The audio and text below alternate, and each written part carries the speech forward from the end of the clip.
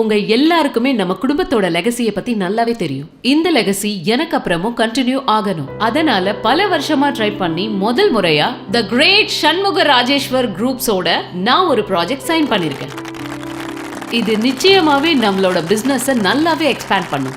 Shanmuga Rajeshwar sir, நீங்க இங்க வருவீங்கன்றத கொஞ்சம் கூட எதிர்பார்க்கல. நான் இங்க வந்தது உங்களை பார்க்கறதுக்கோ இந்த ஃபங்க்ஷன்ல பார்ட்டிசிபேட் பண்றதுக்கோ இல்லை. நான் தேடி வந்தது ஹரிஷை மட்டும்தான். என்ன சொல்றீங்க சார்? ஹரிஷை ஏன் தேடி வந்திருக்கீங்க? எனக்கு அப்பவே தெரியும் அவன் ஏதாவது பெரிய தப்பு பண்ணிருப்பான்னு. நீங்க அவனை கூட்டிட்டு போய் என்ன வேணாலும் பண்ணுங்க சார். எந்த சாக்கு போக்கு சொல்லாத. நானே ரொம்ப நொந்து போயிருக்கேன். நான் நமக்காக ரிஸ்க் எடுத்து வாங்கின லோன் விஷயம் எப்படியோ அந்த கார்த்திக்கு தெரிஞ்சு போச்சு. அவன் பாட்டி முன்னாடி வச்சு நம்மள அசிங்கப்படுத்த ஏதோ பிளான் பண்ணிருக்கான். என்கிட்ட எதுவுமே இல்லைனாலும் கொஞ்சம் மரியாதை இருந்துச்சு. இப்ப அது கூட இல்ல. யாருமே இல்லாத அனாதை மாதிரி ஃபீல் பண்றேன். அனுராதா நந்தகுமார் கடந்த 15 ஆண்டுகளாக தனி ஒரு மனுஷியாக இருந்து கொண்டு ஒரு மிகப்பெரிய பிசினஸ் சாம்ராஜ்யத்தையே கட்டி ஆண்டு வரும் மோஸ்ட் பவர்ஃபுல் உமன். தன்னுடைய சாம்ராஜ்யத்தால் தன் குடும்பத்தில் உள்ள ஒவ்வொரு வாரிசுகளையும் மிகப்பெரிய பிசினஸ் ஆளுமையாக மாற்றியிருக்கிறார். அனுராதா பாட்டியின் இடத்தை அவருக்கு அடுத்து தான் பிடித்துவிட வேண்டும் என்பதே கார்த்திக்கின் எண்ணம். குடும்பத்தில் மற்ற வாரிசுகள் எல்லாம் பணத்திற்காக மற்ற பிற கோடீஸ்வர குடும்பத்திற்குள் சம்பந்தம் செய்து கொண்ட போது சந்தனா மட்டும் உண்மையான அன்பை தேடினாள். அதனாலேயே அவள் ஹரிஷ் போன்ற ஒரு சாதாரண இளைஞனை காதலித்து திருமணம் செய்து கொண்டாள். இதனால் அன்றில் இருந்து குடும்பத்திற்குள் பல அவமானங்களையும் சந்திக்க தொடங்கினாள். அவர்களுக்குள் நிரந்தரமான ஒரு பிரிவை உருவாக்க வேண்டும் என சந்தனாவின் குடும்பத்தினர் முயற்சி செய்து வந்தனர். ஆனால் சந்தனாவோ ஹரிஷை யாரிடமும் விட்டு கொடுப்பதில்லை. என்னையா பண்ணிட்டு இருக்கீங்க? எவ்வளவு நாள் தான் டைம் கொடுக்கறது உங்களுக்கு? அவனை கண்டுபிடிச்சிங்களா இல்லையா? What the hell is happening here? Sir, நாங்க எல்லாருமே தீவிரமா ட்ரை பண்ணிட்டு இருக்கோம் சார். போயா. ஆனா அவர் எங்க இருக்காருன்னு எங்களால ட்ரேஸ் பண்ண முடியல சார். சண்முக ராஜேஸ்வர் தமிழ்நாட்டின் கோடீஸ்வரர்கள் பட்டியலில் முன்னிலையில் இருப்பவர். சமூகத்தில் இத்தனை பெரிய மனிதராக இருப்பவர் இப்போது யாரையோ தேடிக்கொண்டிருக்கிறார். அவருடைய பதட்டத்திற்கு காரணம் என்ன? இது என்னோட பர்த்டே பார்ட்டி மட்டும் இல்ல, அதோட சேர்த்து ஒரு முக்கியமான செய்தி உங்க எல்லாருக்கும் காத்துக்கிட்டு இருக்கு. டேய் ஹரிஷ், பெரிய பெரிய பிசினஸ் பண்றவங்க எல்லாம் நேரத்துக்கு வந்துட்டாங்க. ஆனா வீட்ல உட்காந்துட்டு தண்டச்சோறு தின்னுக்கிட்டு சும்மா இருக்கிற நீ ஏன்டா இவ்வளவு லேட்டா வர்ற? அது இல்ல பாட்டி. உன்னோட எக்ஸ்பிளனேஷன் இங்க தேவையில்லை. இதற்கு மேல் பொறுமையாக இருக்க வேண்டாம் என முடிவு செய்தான்.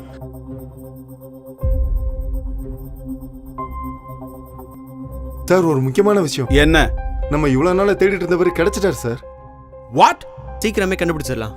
அவர் பேங்க் அக்கவுண்ட் கூட ரீசெண்டா ஆக்டிவேட் ஆயிருக்கு சார் என்று அந்த மேனேஜர் கூற சண்முக ராஜேஸ்வர் மிகவும் ஹைப்பராக துவங்கினார். அவனை எவ்வளவு சீக்கிரம் ட்ரேஸ் பண்ணி கூட்டிட்டு வர முடியுமோ அவ்வளவு சீக்கிரம் இங்க கூட்டிட்டு வந்து நிறுத்துங்க. நீங்க லேட் பண்ற ஒவ்வொரு நிமிஷம் இந்த சண்முக ராஜேஸ்வர் குரூப்ஸோட மொத்த அஸ்திவாரம் ஆடிட்டு இருக்குன்றத ஞாபகம் வச்சு.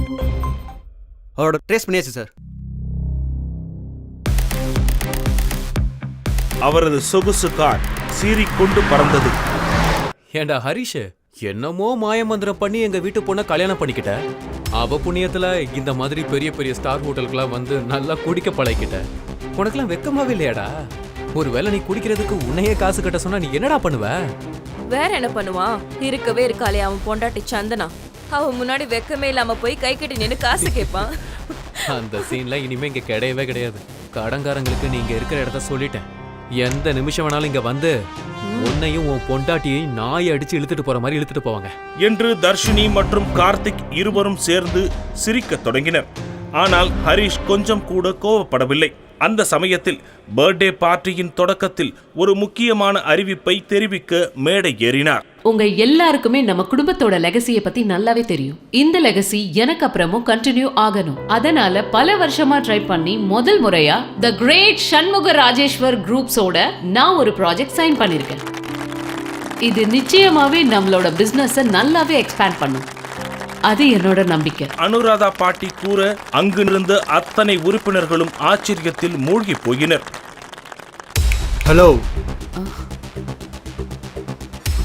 யாருப்பா நீங்க? எதுக்கு வந்திருக்கீங்க? எங்களுக்கு தேவை ஹரிஷ். இங்க இருக்கிறதா கேள்விப்பட்டோம், அதான் பார்க்க வந்திருக்கோம். பாண்டி, அந்த ஹரிஷ் ஒரு கிரிமினலா கூட இருக்கு. அப்படியா? உன் கதை முடியும் நேரம் இது. புடிங்க சார் அந்த நாயை. பின் அந்த பாடி கார்டுகளிடம் ஹரிஷ் இருக்கும் இடத்தை கை நீட்டி காட்டிக் கொடுக்க பாடி கார்டுகள் நகர்ந்து வழிவிட சண்முக ராஜேஸ்வர் உள்ளே நுழைகிறார். சண்முக ராஜேஸ்வர் சார், நீங்க இங்க வருவீங்கன்றத கொஞ்சம் கூட எதிர்பார்க்கல. இப்பதான் நம்ம 2 கம்பெனிக்கு இடையில நடந்த டீல்ஸ பத்தி நான் அனௌன்ஸ் பண்ணிட்டு இருந்தேன். அதுக்குள்ள நீங்க இங்க வந்துட்டீங்க. இந்த நாளை நாங்க யாருமே மறக்க மாட்டோம். நீங்க தப்பா நினைச்சிட்டு இருக்கீங்க அனுராதா. நான் இங்க வந்தது உங்களை பார்க்கறதுக்கோ இந்த ஃபங்க்ஷன்ல பார்ட்டிசிபேட் பண்றதுக்கோ இல்லை. நான் தேடி வந்தது ஹரிஷை மட்டும்தான். என்ன சொல்றீங்க சார்? ஹரிஷை ஏன் தேடி வந்திருக்கீங்க? எனக்கு அப்பவே தெரியும் அவன் ஏதாவது பெரிய தப்பு பண்ணிருப்பான்னு. நீங்க அவனை கூட்டிட்டு போய் என்ன வேணாலும் பண்ணுங்க சார். சண்முக ராஜேஸ்வர் அவரிடம் பேசியது போதும் என்பது போல பட்டென கூறினார்.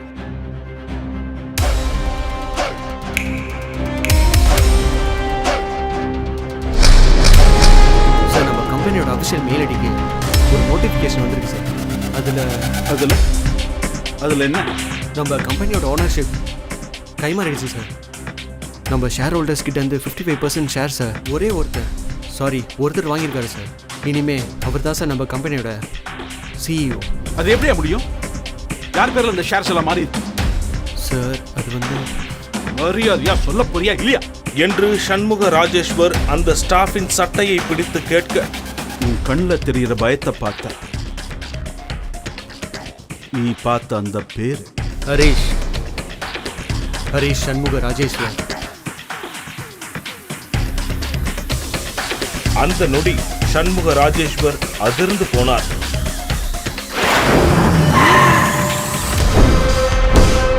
பல ஆண்டுகளுக்கு பிறகு ஹரிஷை நேருக்கு நேர் பார்த்த சண்முக ராஜேஸ்வரின் உடல் நடுங்க தொடங்கியது. ஹரிஷின் கைகளை பற்றிக்கொண்டு மரியாதையாக முத்தமிட்டார். இதை பார்த்த அனுராதா பாட்டியின் மொத்த குடும்பமும் மிரண்டு போனது. அவ்வளவு பெரிய பிசினஸ் சாம்ராஜ்யத்திற்கே வாரிசான தனது ஒரே மகனை இவ்வளவு நாள் ஏன் உள்ளே வரவிடாமல் தடுத்திருந்தார் சண்முக ராஜேஸ்வர்? அப்படி அவன் உள்ளே வந்தால் அந்த பிசினஸ் சாம்ராஜ்யத்தின் அஸ்திவாரத்திற்கே ஆபத்து என ஏன் பயப்படுகிறார்? ஒரு ஏழையாக நடித்துக் கொண்டு தன்னை பற்றிய ரகசியங்களை தனது மனைவியிடமிருந்தே ஏன் மறைத்து வைத்திருந்தான் ஹரிஷ்? உண்மையில் யார் இந்த ஹரிஷ்?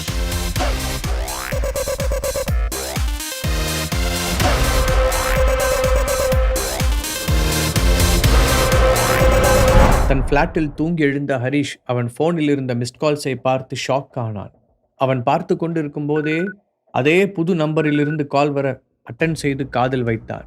ஹலோ ஹரிஷ், நான் ஏசிபி கயல்வெளி பேசுறேன். எடுத்தவுடன் மறுமுனையில் பதட்டத்துடன் கயல்வெளியின் குரல் ஒலிக்க அவள் கூறியதை கேட்ட ஹரிஷின் கண்கள் விரிந்தன. அதற்கு மேல் கேள்விகள் கேட்காமல் உடனே வர என்று சொல்லிவிட்டு போனை கட் செய்தான். அடுத்த அரை மணி நேரத்தில் கயல்வெளியின் ஸ்டேஷனுக்கு வந்தான் ஹரிஷ். அங்கே நடந்திருந்த கலவரங்களை பார்த்து திகைத்தான். ஸ்டேஷனில் டேபிள் சேர்கள் எல்லாம் உடைந்து கிடக்க ஒரு லாக்அப் கதவு மட்டும் கம்பிகள் வளைக்கப்பட்டு திறந்திருந்தது. என்னாச்சு கயல்வெளி மேம், ஏன் இங்கெல்லாம் இப்படி இருக்கு? ஹரிஷ் அவளை பார்த்து கவலையுடன் கேட்டான். அது ஒரு முக்கியமான ரேப் அண்ட் மர்டர் கேஸில் மெயின் அக்யூஸ்டு அரெஸ்ட் பண்ணி வச்சுருந்தோம். பட் நான் ரவுண்ட்ஸ் போயிட்டு வரதுக்குள்ள அவனோட கூட்டாளிங்க ஸ்டேஷனில் இருந்த போலீஸெல்லாம் அடித்து போட்டுட்டு அவனை கூட்டிகிட்டு போயிட்டாங்க. இந்த நேரத்தில் அஃபிஷியலாக என்னால் யார்கிட்டையும் ஹெல்ப் கேட்க முடியாது. இருந்தாலும் என்னோட அதிகாரத்தை வச்சு police station, railway station, transport வழியாக தப்பிக்க முடியாமல் அலர்ட் பண்ணிட்டேன். அடுத்து என்ன செய்யலான்னு யோசிக்கும் போது தான் எனக்கு சடனாக உங்களோட ஞாபகம் வந்துச்சு. அந்த ஜுவல்லரி ஷாப்பில் நடந்த தப்பை நீங்கள் ரொம்ப ஈஸியாக கண்டுபிடிச்சிங்க. ஸோ இதுலேயும் உங்களால் எனக்கு ஹெல்ப் பண்ண முடியும்னு தோணுச்சு. பரவாயில்லைங்க, அவங்க எத்தனை மணிக்கு தப்பிச்சு போயிருப்பாங்கன்னு சொல்ல முடியுமா என்று கேட்டான் ஹரிஷ். சிசிடிவி கேமராவில் கரெக்டாக 3 o'clockனு தான் டைமிங் ரெக்கார்ட் ஆகிருக்கு. கயல்வெளி வேகமாக பதில் சொல்ல ஹரிஷ் தன்னுடைய வாட்சை பார்த்தான். மணி அப்போது 5:30 நெருங்கியிருக்க 2 பேரும் அவனுடைய காரிலேயே ஏறினார்கள். ஹரிஷ் தான் போலீஸ் ஜீப் வேண்டாம் என்று சொல்லிவிட்டான். ஸ்டேஷனை விட்டு வெளியே வந்த ஹரிஷ், அவங்க எந்த பக்கம் போனாங்கன்னு ரெக்கார்டில் இருக்கா என்று கேட்க கயல்வெளி லெஃப்ட் சைடை கை காட்டினாள்.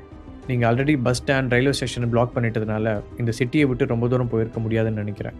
எதுக்கும் இந்த 10 கிலோமீட்டர்ஸ்க்குள்ளே முதல்ல பார்ப்போம். வழியில் இருக்கிற சிசிடிவி கேமரா கூட செக் பண்ணலாமே என கயல்வெளி கேட்க, பண்ணலாம் கயல்வெளி, பட் அந்த கடையெல்லாம் க்ளோஸ் ஆகிருக்கு.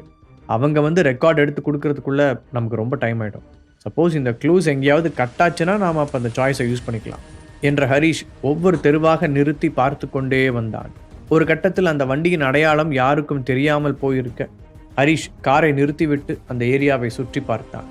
அது கொஞ்சம் ரிச்சான ஏரியாவாக இருக்க இந்த மாதிரி இடத்துல அவங்க ஒளிஞ்சிருப்பாங்கன்னு எனக்கு தோணலை ஹரிஷ் என்றாள் கைல்வெளி. இங்கே தான் நம்ம தப்பு பண்ணுறோம்.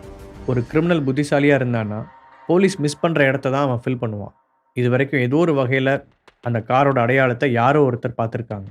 பட் இந்த ஏரியாவுக்குள்ளே வந்ததுக்கப்புறம் அந்த கார் மாயமாக மறைஞ்சு போயிருக்கு. இப்போ என்ன ஹரிஷ் பண்ணலாம்? கைல்வெளி யோசனையுடன் கேட்க அப்போது ஹரிஷின் கண்களில் ஒரு பெரிய பில்டிங்கும் அதன் முன்னால் இருந்த வாட்ச்மேனும் தென்பட்டார்கள். அந்த வாட்ச்மேன் அருகே சென்றவன் கொஞ்ச நேரம் ஏதோ பேசிவிட்டு வந்தான். என்னாச்சு ஹரிஷ்? கைல்வெளி ஆர்வத்துடன் அவனது முகத்தை பார்த்தாள். நான் விசாரித்த வரைக்கும் இங்கே பாழடைஞ்ச பில்டிங்கெல்லாம் எதுவும் இல்லை. அதே மாதிரி ஆள் குடியில்லாத வீடும் இல்லை. ஆனால் அவங்க ஒளிஞ்சிருக்கிற மாதிரி ஒரே ஒரு இடம் மட்டும் இருக்குது என்ற ஹரிஷ் காரை ஸ்டார்ட் செய்து அந்த இடத்தின் முன்னால் நிறுத்தினான். அந்த இடத்தை பார்த்து திகைத்த கைல்வெளி, இந்த இடத்துலயே அவங்க வந்து தங்க போகிறாங்க ஹரிஷ் என்று நம்பிக்கை இல்லாமல் கேட்டாள்.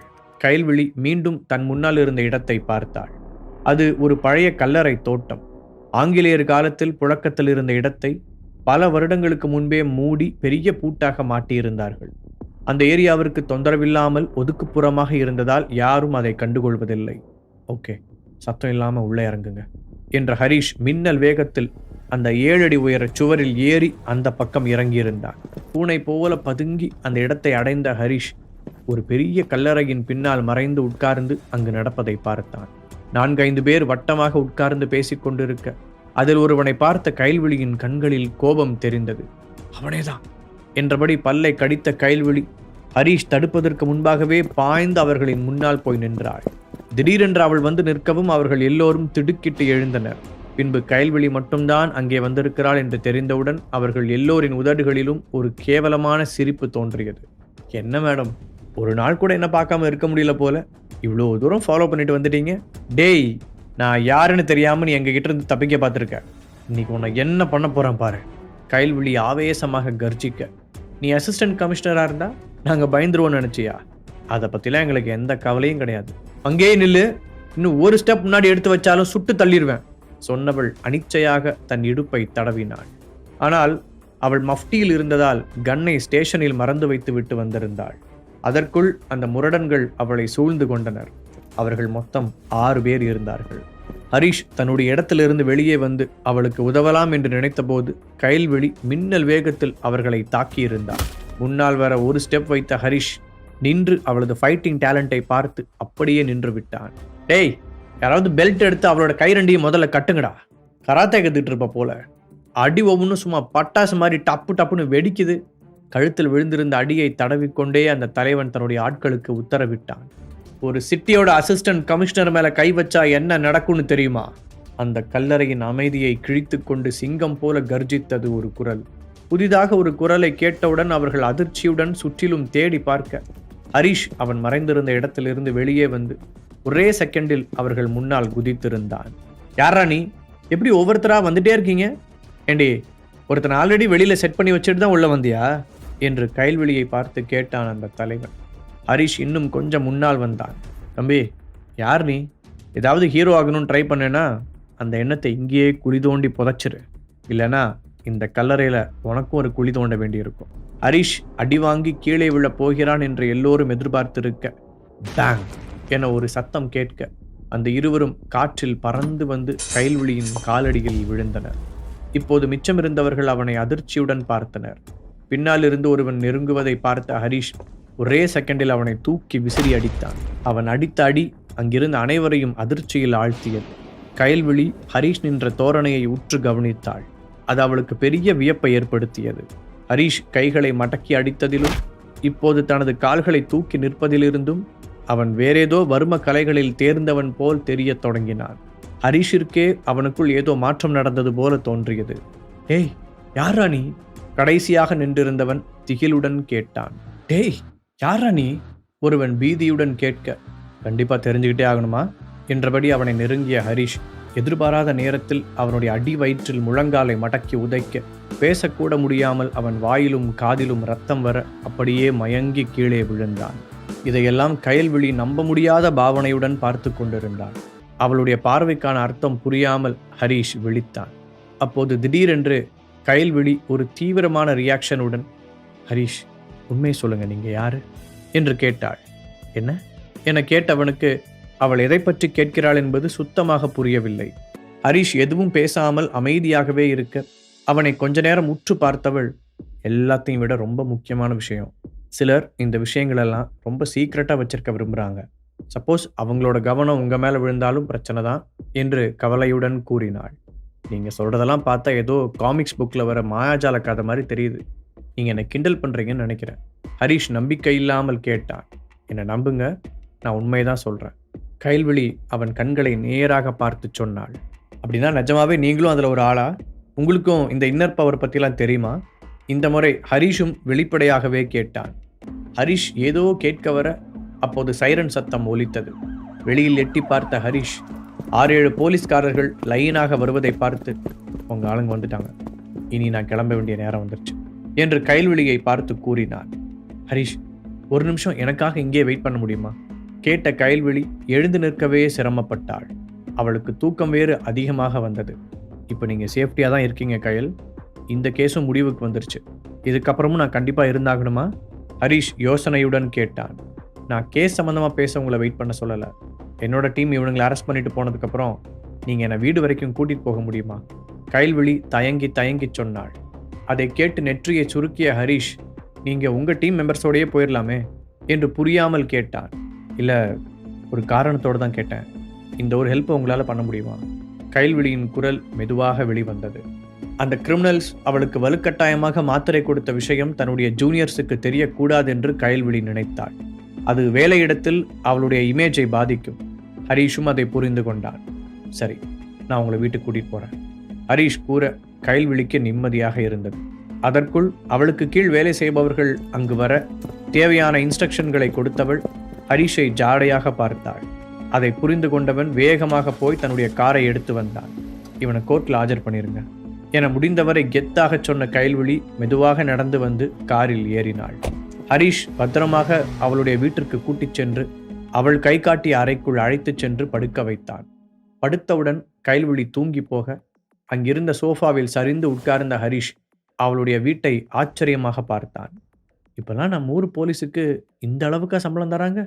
வியப்புடன் தன்னை மீறி சத்தமாகச் சொன்னான். ஏனென்றால் சிட்டியின் சென்ட்ரல் ஏரியாவில் அமைந்திருந்த அந்த பங்களாவிற்கு நிச்சயம் சில கோடிகள் தேவைப்பட்டிருக்கும். தீபக் கிஃப்டாக கொடுத்த அந்த 2 மாத்திரைகளும் ஞாபகம் வர, ஒருவேளை அதில் தான் ஏதாவது விஷயம் இருக்குமோ? நம்ம உடம்பு ஸ்ட்ராங் ஆகிறதுக்குன்னு சொல்லி தானே தீபக் கொடுத்தான். அப்படின்னா அந்த டேப்லெட்டில் தான் என்னமோ செஞ்சுருக்காங்க. ஆனால் ஒரு டேப்லெட் சாப்பிட்டா இந்த அளவுக்கு பவர் வந்துருமா? என்னால் நம்பவே முடியல. சொல்லு ஹரீஷ், என்ன இந்த நேரத்தில்? மறுமுனையில் தீபக்கின் குரல் கேட்க, தீபக், நீ எனக்கு 2 டேப்லெட்ஸ் கொடுத்தல, அதில் என்ன இருக்குன்னு எனக்கு தெரிஞ்சுக்கணும். ஹரீஷ் நேரடியாக விஷயத்திற்கு வந்தான். ஒரு நிமிஷம், நான் யோசிச்சு சொல்கிறேன். அதில் ஒன்று உன்னோட எனர்ஜி லெவலை பூஸ்ட் பண்ணுறதுக்கு, இன்னொன்று உன்னோட கவனத்தை அதிகப்படுத்துறதுக்கு. சரி, நீ உன் வேலையை கண்டினியூ பண்ணு சொல்லிவிட்டு ஃபோனை கட் செய்தான் ஹரீஷ். கைல்விழி சொன்ன விஷயங்களையும் தீபக் சொன்ன பதிலையும் இணைத்து பார்த்து யோசித்த ஹரீஷ், இவன் என்னமோ இன்னர் பவர் சூப்பர் பவர்னு ஏதோ இங்கிலீஷ் படத்தில் வர்ற மாதிரி கதை சொல்லிக்கிட்டு இருக்கா. அவன் என்னமோ எனர்ஜி அதிகப்படுத்த தான் டேப்லெட் கொடுத்தாங்கிறான். உண்மையிலேயே என் உடம்புக்குள்ளே என்னதான் நடக்குது என்று தன்னைத்தானே கேள்வி கேட்டுக்கொண்டான். அதை பற்றி ரொம்ப யோசித்ததில் தலைவலி வருவது போல இருக்க அந்த சிந்தனையிலிருந்து வெளியே வந்தவன் கைல்விழியின் ரூமை பார்வையால் வலம் வந்தான். அவனுக்கு நேர் எதிரே ஒரு புக் ஷெல்ஃப் இருக்க அதில் மேல் அடுக்கு முழுவதும் சண்டை பயிற்சி, ஹெர்பல் மெடிசின் என்று ஏதேதோ தலைப்புகளில் புத்தகங்கள் அடுக்கப்பட்டிருந்தன. அந்த ஷெல்ஃபில் இருந்த அட்டை கிழிந்த 2 பழைய புத்தகங்கள் ஹரீஷின் கவனத்தை ஈர்த்தது. மெதுவாக எழுந்து சென்றவன் அந்த 2 புத்தகங்களையும் எடுத்தான். அதில் முதல் புத்தகம் யுவர் இன்னர் பவர் என்ற தலைப்பில் இருந்த மொழிபெயர்ப்பு புத்தகம். கொஞ்ச நேரத்திற்கு முன்பாக கைல்விழி அவரிடம் பேசிய விஷயங்கள் பற்றிய விளக்கமான விவரங்கள் அதில் இருக்க ஹரீஷ் அதன் பக்கங்களை வேகமாக புரட்டினான். முன்பை விட இப்போது அவனால் ரொம்ப ஃபாஸ்டாக ரீட் பண்ண முடிந்தது. அந்த புக் முழுவதையும் சீக்கிரமாகவே வாசித்து முடித்தவன் அதை ஓரமாக வைத்துவிட்டு இன்னொன்றை படித்தான். அந்த புத்தகத்தில் ஹெர்பல் மெடிசின் மூலமாக ஏதோ டேப்லெட் தயாரிப்பது பற்றிய வழிமுறைகள் இடம்பெற்றிருந்தது.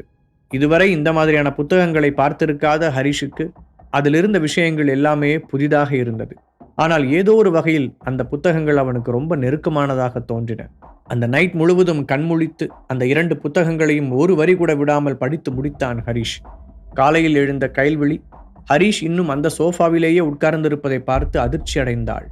பெட்டில் இருந்து துள்ளி குதித்து எழுந்தவள், நீங்க நைட் ஃபுல்லாக வீட்டுக்கே போகாம இங்கேவா உட்கார்ந்துருந்தீங்க? திகைப்புடன் கேட்டாள். ஆமா, என்ன வீட்டுக்கு கூட்டிட்டு வர சொல்லிட்டு நீங்க பாட்டுக்கு நல்லா படுத்து தூங்கிட்டீங்க. எப்படி உங்களை தனியாக விட்டுட்டு போறது? அதான் இங்கே இருக்க வேண்டியதாயிடுச்சு. ஹரிஷ் அவளுக்கு விளக்கம் சொன்னான். நைட் ஃபுல்லாக தூங்காம இங்கேவா உட்கார்ந்துருந்தீங்க? கைல்விழி கேட்க எதையோ நினைத்து கொண்ட ஹரிஷ் சத்தமாகச் சிரித்தான். அவள் குழப்பத்துடன் அவனை பார்க்க, இல்லை நைட் தூக்கத்தில் என்ன போவான்னு ரொம்ப உரிமையாக பேசுனீங்களா? இப்போ திடீர்னு மரியாதையாக பேசவும் வித்தியாசமாக இருந்துச்சு. அதான் உங்களுக்கு கம்ஃபர்டபுளாக இருக்கும்னா நீங்கள் தாராளமாக அப்படியே பேசலாம். ஹரிஷ் பெர்மிஷன் கொடுத்தான். அப்படின்னா நீயும் இனிமே என் கூட நார்மலாகவே பேசலாம். கைல்விழியும் அவனை பார்த்து ஃப்ரெண்ட்லியாக சிரித்தாள். அந்த நிமிடம் அவர்கள் இருவருக்குள்ளும் ஒரு அழகான ஃப்ரெண்ட்ஷிப் பூத்தது. ஆனால் ஹரிஷ், உன்னை பார்த்தா நைட் ஃபுல்லாக தூங்காத மாதிரியே இல்லை, ரொம்ப ஃப்ரெஷ்ஷாக தெரிகிற. கைல்விழி யோசனையுடன் சொன்னாள். அவளால் இப்போது கூட அவரிடமிருந்து வெளிப்படும் ஒருவித ஆற்றலை உணர முடிந்தது. சரி, உனக்கு இப்போ எப்படி இருக்கு? அந்த டேப்லெட் சாப்பிட்டது வேற ஏதாவது பண்ணுதா? ஹரிஷ் பேச்சை மாற்றினான். அவனுமே இப்போது தனக்குள் ஏதோ வித்தியாசங்களை உணர ஆரம்பித்திருந்தான். அது 2 டேப்லெட் தானே, இப்போ நான் நல்லா தான் இருக்கேன் என்று சொன்னவள் அப்போதுதான் ஹரிஷ் கையில் இருந்த புத்தகங்களை பார்த்தாள். இந்த புக்ஸில் இருக்கிற மாதிரி தான் என்னோட உள்ள ஆற்றலையும் டெவலப் பண்ணிக்கணும்னு ஆசைப்படுறேன். ஆனால் என்னால் இன்னும் 3rd லெவலை கூட தாண்ட முடியல என்று சொல்லிக்கொண்டே வந்தவள் சட்டென நிறுத்தி கொண்டாள். அவள் கண்களில் ஒரு விதமான இனம் புரியாத உணர்வு தெரிந்தது. அது ஒன்றும் அவ்வளோ கஷ்டமாக இருக்காதுன்னு தான் நினைக்கிறேன். ஹரிஷ் சாதாரணமாக சொல்ல புருவத்தை உயர்த்தி அவனை பார்த்த கைல்விழி, அது ஒவ்வொன்றையும் தாண்டி வர எவ்வளோ நாள் ப்ராக்டிஸ் பண்ணணும்னு உனக்கு தெரியாது, அதனால தான் இப்படி பேசுகிற என்றாள். அதை கேட்ட ஹரிஷின் உதடுகளில் ஒரு மர்மமான புன்னகை நெளிந்தது. சரி, நான் இப்போ வேலைக்கு போகணும், அவனை கிளம்பச் சொல்லி மறைமுகமாக கூறினாள். முகத்தில் இருந்த சிரிப்பு மாறாமல் எழுந்த ஹரிஷ் அவனுடைய பாக்கெட்டில் இருந்து சிவப்பும் பிரவுனும் கலந்த டேப்லெட் போன்ற ஒன்றை எடுத்து அங்கிருந்த குட்டி மேஜையின் மீது வைத்தான். நான் உனக்காக இதை ஸ்பெஷலாக ரெடி பண்ணேன், இது உனக்கு ஹெல்ப் பண்ணுன்னு தான் நினைக்கிறேன் ஹரிஷ் சொல்ல, தன்னுடைய முட்டை கண்களை அகலமாக விரித்து அதை பார்த்தாள் கைல்விழி. ஏதோ 8வது அதிசயத்தை பார்ப்பது போல அவளுடைய ரியாக்ஷன் இருந்தது. அப்போதுதான் சோஃபா பக்கத்தில் திறந்திருந்த புத்தகங்களை கவனித்தாள். அந்த புக்கில் இருந்த ஹெர்பல் மெடிசன்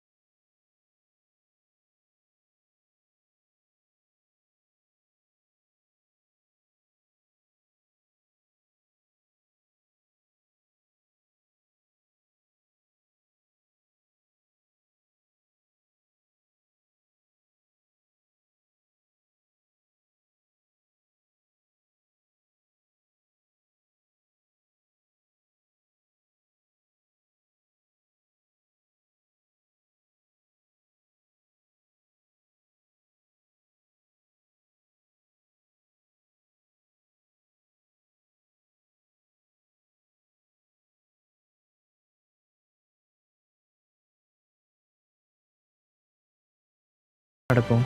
கைல்விழி மீண்டும் கேட்க, நேரமாக ஆக அந்த மாத்திரை எந்த விதத்திலும் வேலை செய்யவில்லை என்று இருவருக்கும் தோன்றியது. ஹரிஷ் சோர்ந்து போன வேளையில் திடீரென்று அவனுடைய போன் அடித்தது. காலர் ஐடியில் சந்தனாவின் பேர் வரவும் போனை எடுத்துக்கொண்டு கொஞ்சம் தள்ளி சென்றான். சொல்லு சந்தனா, அவன் கூற, ஹரி நீ எங்க இருக்க? அப்பா ஃபாரின்ல இருந்து வந்துட்டாரு, நீ கொஞ்சம் நம்ம வீடு வரைக்கும் வர முடியுமா? போனை கட் பண்ணிவிட்டு கைல்விழியிடம் வந்தவன், நான் இப்போ கொஞ்சம் அவசரமா கிளம்பணும். கொஞ்ச நேரத்தில் அவன் சந்தனாவின் வீட்டை அடைய அந்த வீட்டு ஹாலில் அவளுடைய ஃபேமிலி மெம்பர்ஸ் மொத்த பேரும் கூடியிருந்தார்கள். ஹரிஷ் உள்ளே வர அவர்களின் பார்வை அவன் பக்கமாக திரும்பியது. என்னமோ இந்த பக்கமே வரமாட்டேன்னு சபதம் போட்ட என்பது போல பாட்டியின் பார்வை ஏளனமாக அவன் மீது விழ ஹரிஷும் அசராமல் அவரை பார்த்தான். நான் ஒன்றும் உங்கள் வீட்டுக்கு வரல, என் மாமனாரை பார்க்க தான் வந்தேன். இப்போ திடீர்னு நீ ஏன் இந்தியா கிளம்பி வந்த? அனுராதா தன் மகனை பார்த்து கேட்டார். அம்மா, நான் நம்ம ஃபேமிலிக்காக ஒரு சூப்பரான பிஸ்னஸ் ஆப்பர்ச்சுனிட்டியை கண்டுபிடிச்சிருக்கேன், மதிவாணன் உற்சாகமாக கூறினார். அவரை ஆச்சரியமாக பார்த்தவர், என்ன ஆப்பர்ச்சுனிட்டி என்று கேட்டார். நான் ஒரு பெரிய பிஸ்னஸ் மேனை மீட் பண்ணேன், நாம் செய்ய வேண்டியதெல்லாம் அவர்கிட்ட ஒரு குறிப்பிட்ட அமௌண்ட்டை கொடுக்கணும். கொஞ்ச நாள்லேயே அந்த அமௌண்ட்டு 3 மடங்காக பெருகும். மதிவானா, நான் உன்னை நம்ப மாட்டேன்னு சொல்லலை, ஆனால் இப்போது நம்ம ஃபேமிலி பிஸ்னஸ் அந்த அளவுக்கு சரியாக போகலை. நீ இவ்வளோ சொல்கிறதுனால என்னால் அதிகபட்சம் ஒரு 50 லட்சம் தர முடியும். அதில் எந்த அளவுக்கு லாபம் வருதுன்னு பார்த்துட்டு அப்புறமா இன்வெஸ்ட்மெண்ட்டோட அளவை கூட்டிக்கலாம். அதுதான் சரியாக இருக்கும். எதுக்கும் நாம் கொஞ்சம் பொறுமையாகவே போகலாம் என்று யோசனையுடன் கூறினார். அம்மா, என் ஃப்ரெண்டு வெளிநாட்டில் பெரிய பிஸ்னஸ் மேனாக இருக்கான். அவன் நிறைய லாபம் தர கம்பெனிகளில் இந்த அமௌண்ட்டை இன்வெஸ்ட் பண்ணுறான். அதனால தான் அவனால் இவ்வளோ பெரிய அமௌண்ட்டை ரிட்டர்ன் தர முடியுது. கண்டிப்பாக இதிலிருந்து நாம் நிறைய பணம் சம்பாதிப்போம் என நம்புங்க. மதிவாணன் எப்படியாவது அனுராதாவை சம்மதிக்க வைக்க முயற்சித்தார். மாமாவோட ஃப்ரெண்டு அந்த பணத்தை வாங்கி என்ன பண்ணுறாருன்னு மாமாவுக்கே கரெக்டாக சொல்ல தெரியல. ஏதோ பெரிய கம்பெனிஸில் இன்வெஸ்ட் பண்ணுறாருன்னு மட்டும்தான் சொல்கிறாரு. அதை மட்டும் நம்பியெல்லாம் நம்ம பணத்தை தூக்கி கொடுக்க முடியாது. ஹரிஷ் பொறுமையாக எடுத்து சொன்னான். ஆனால் அந்த குடும்பத்தில் இருந்த யாரும் அதை மதிக்கவில்லை. இவனுக்கு பிஸ்னஸை பற்றி என்ன தெரியும்னு அதை பற்றி பேச வந்துட்டான். இவனே ஒன்றும் இல்லாத வெறும்பைய, இவன் நமக்கு அட்வைஸ் பண்ணுறானா என்று அவர்கள் ஒவ்வொருவரும் பேசத் தொடங்க சந்தனாவிற்கு ஹரிஷை நினைத்து சங்கடமாக இருந்தது. ஹரி, நீ நல்லதுக்கு தான் சொல்கிறேன்னு அவங்க புரிஞ்சுக்கல. திரும்பவும் உன்னை தான் தப்பாக பேசுகிறாங்க. விட்டுரு, என்னமோ பண்ணிட்டு போகிறாங்க என்று அவன் காதில் மெதுவாக சொன்னாள். இவங்க எல்லாரும் தெரிஞ்சே போய் குழிக்குள்ளே விழுகிறத என்னை சும்மா வேடிக்கை பார்த்துட்டு இருக்க சொல்கிறியா பேபி? சரி, நீயும் பிஸ்னஸில் தானே இருக்க. உங்கள் அப்பா சொல்கிறத பற்றி நீ என்ன நினைக்கிற என்று அவளிடமே கேட்டான். கண்டிப்பாக அவர் சொல்கிறத நான் நம்பலை ஹரி. ஆனால் இங்கே கொஞ்சம் சுச்சுவேஷன் சரியில்லாததுனால நான் அமைதியாக தான் இருந்தாகணும். சந்தனா அவனுக்கு புரிய வைக்க முயற்சித்தாள். ஹரிஷ் பேசியதையெல்லாம் அனுராதா கணக்கிலேயே எடுத்துக்கொள்ளவில்லை. தன் மகன் சொன்ன பண விஷயங்களை பற்றியே யோசித்து கொண்டிருந்தவருக்கு அதில் வந்த லாபத்தின் அளவு கண்களுக்குள்ளேயே இருந்தது. மதிவானா, நாம ஏன் முதல்ல ஒரு 5 கோடி இன்வெஸ்ட் பண்ணி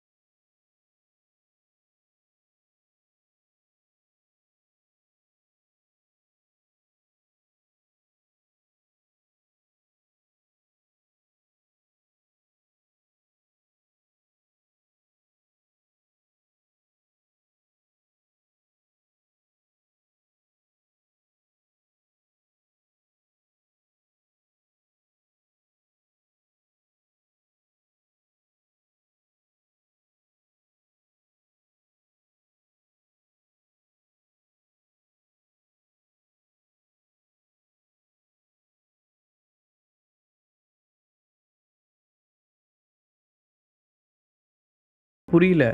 பணம் சம்பாதிக்கிறது அவ்வளோ ஈஸியாக இருந்தால் இந்த உலகத்தில் இருக்கிற எல்லாருமே இந்நேரம் பணக்காரனாக தான் இருப்பான்.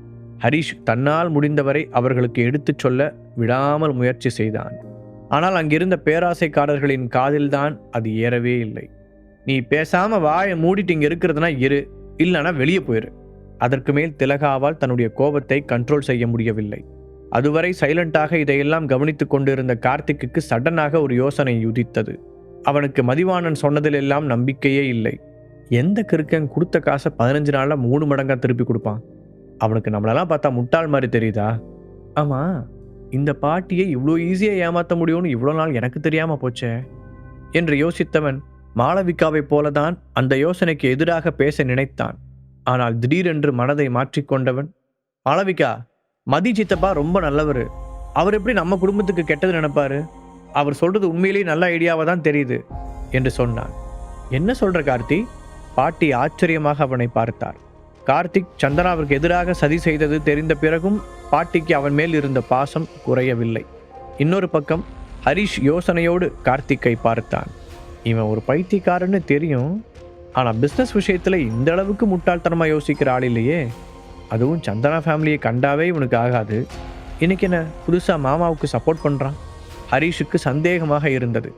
அதே நேரத்தில் ஹரிஷை பார்த்த கார்த்திக்கின் கண்களில் ஒரு நச்சு பாம்பின் விஷம் தெரிந்தது.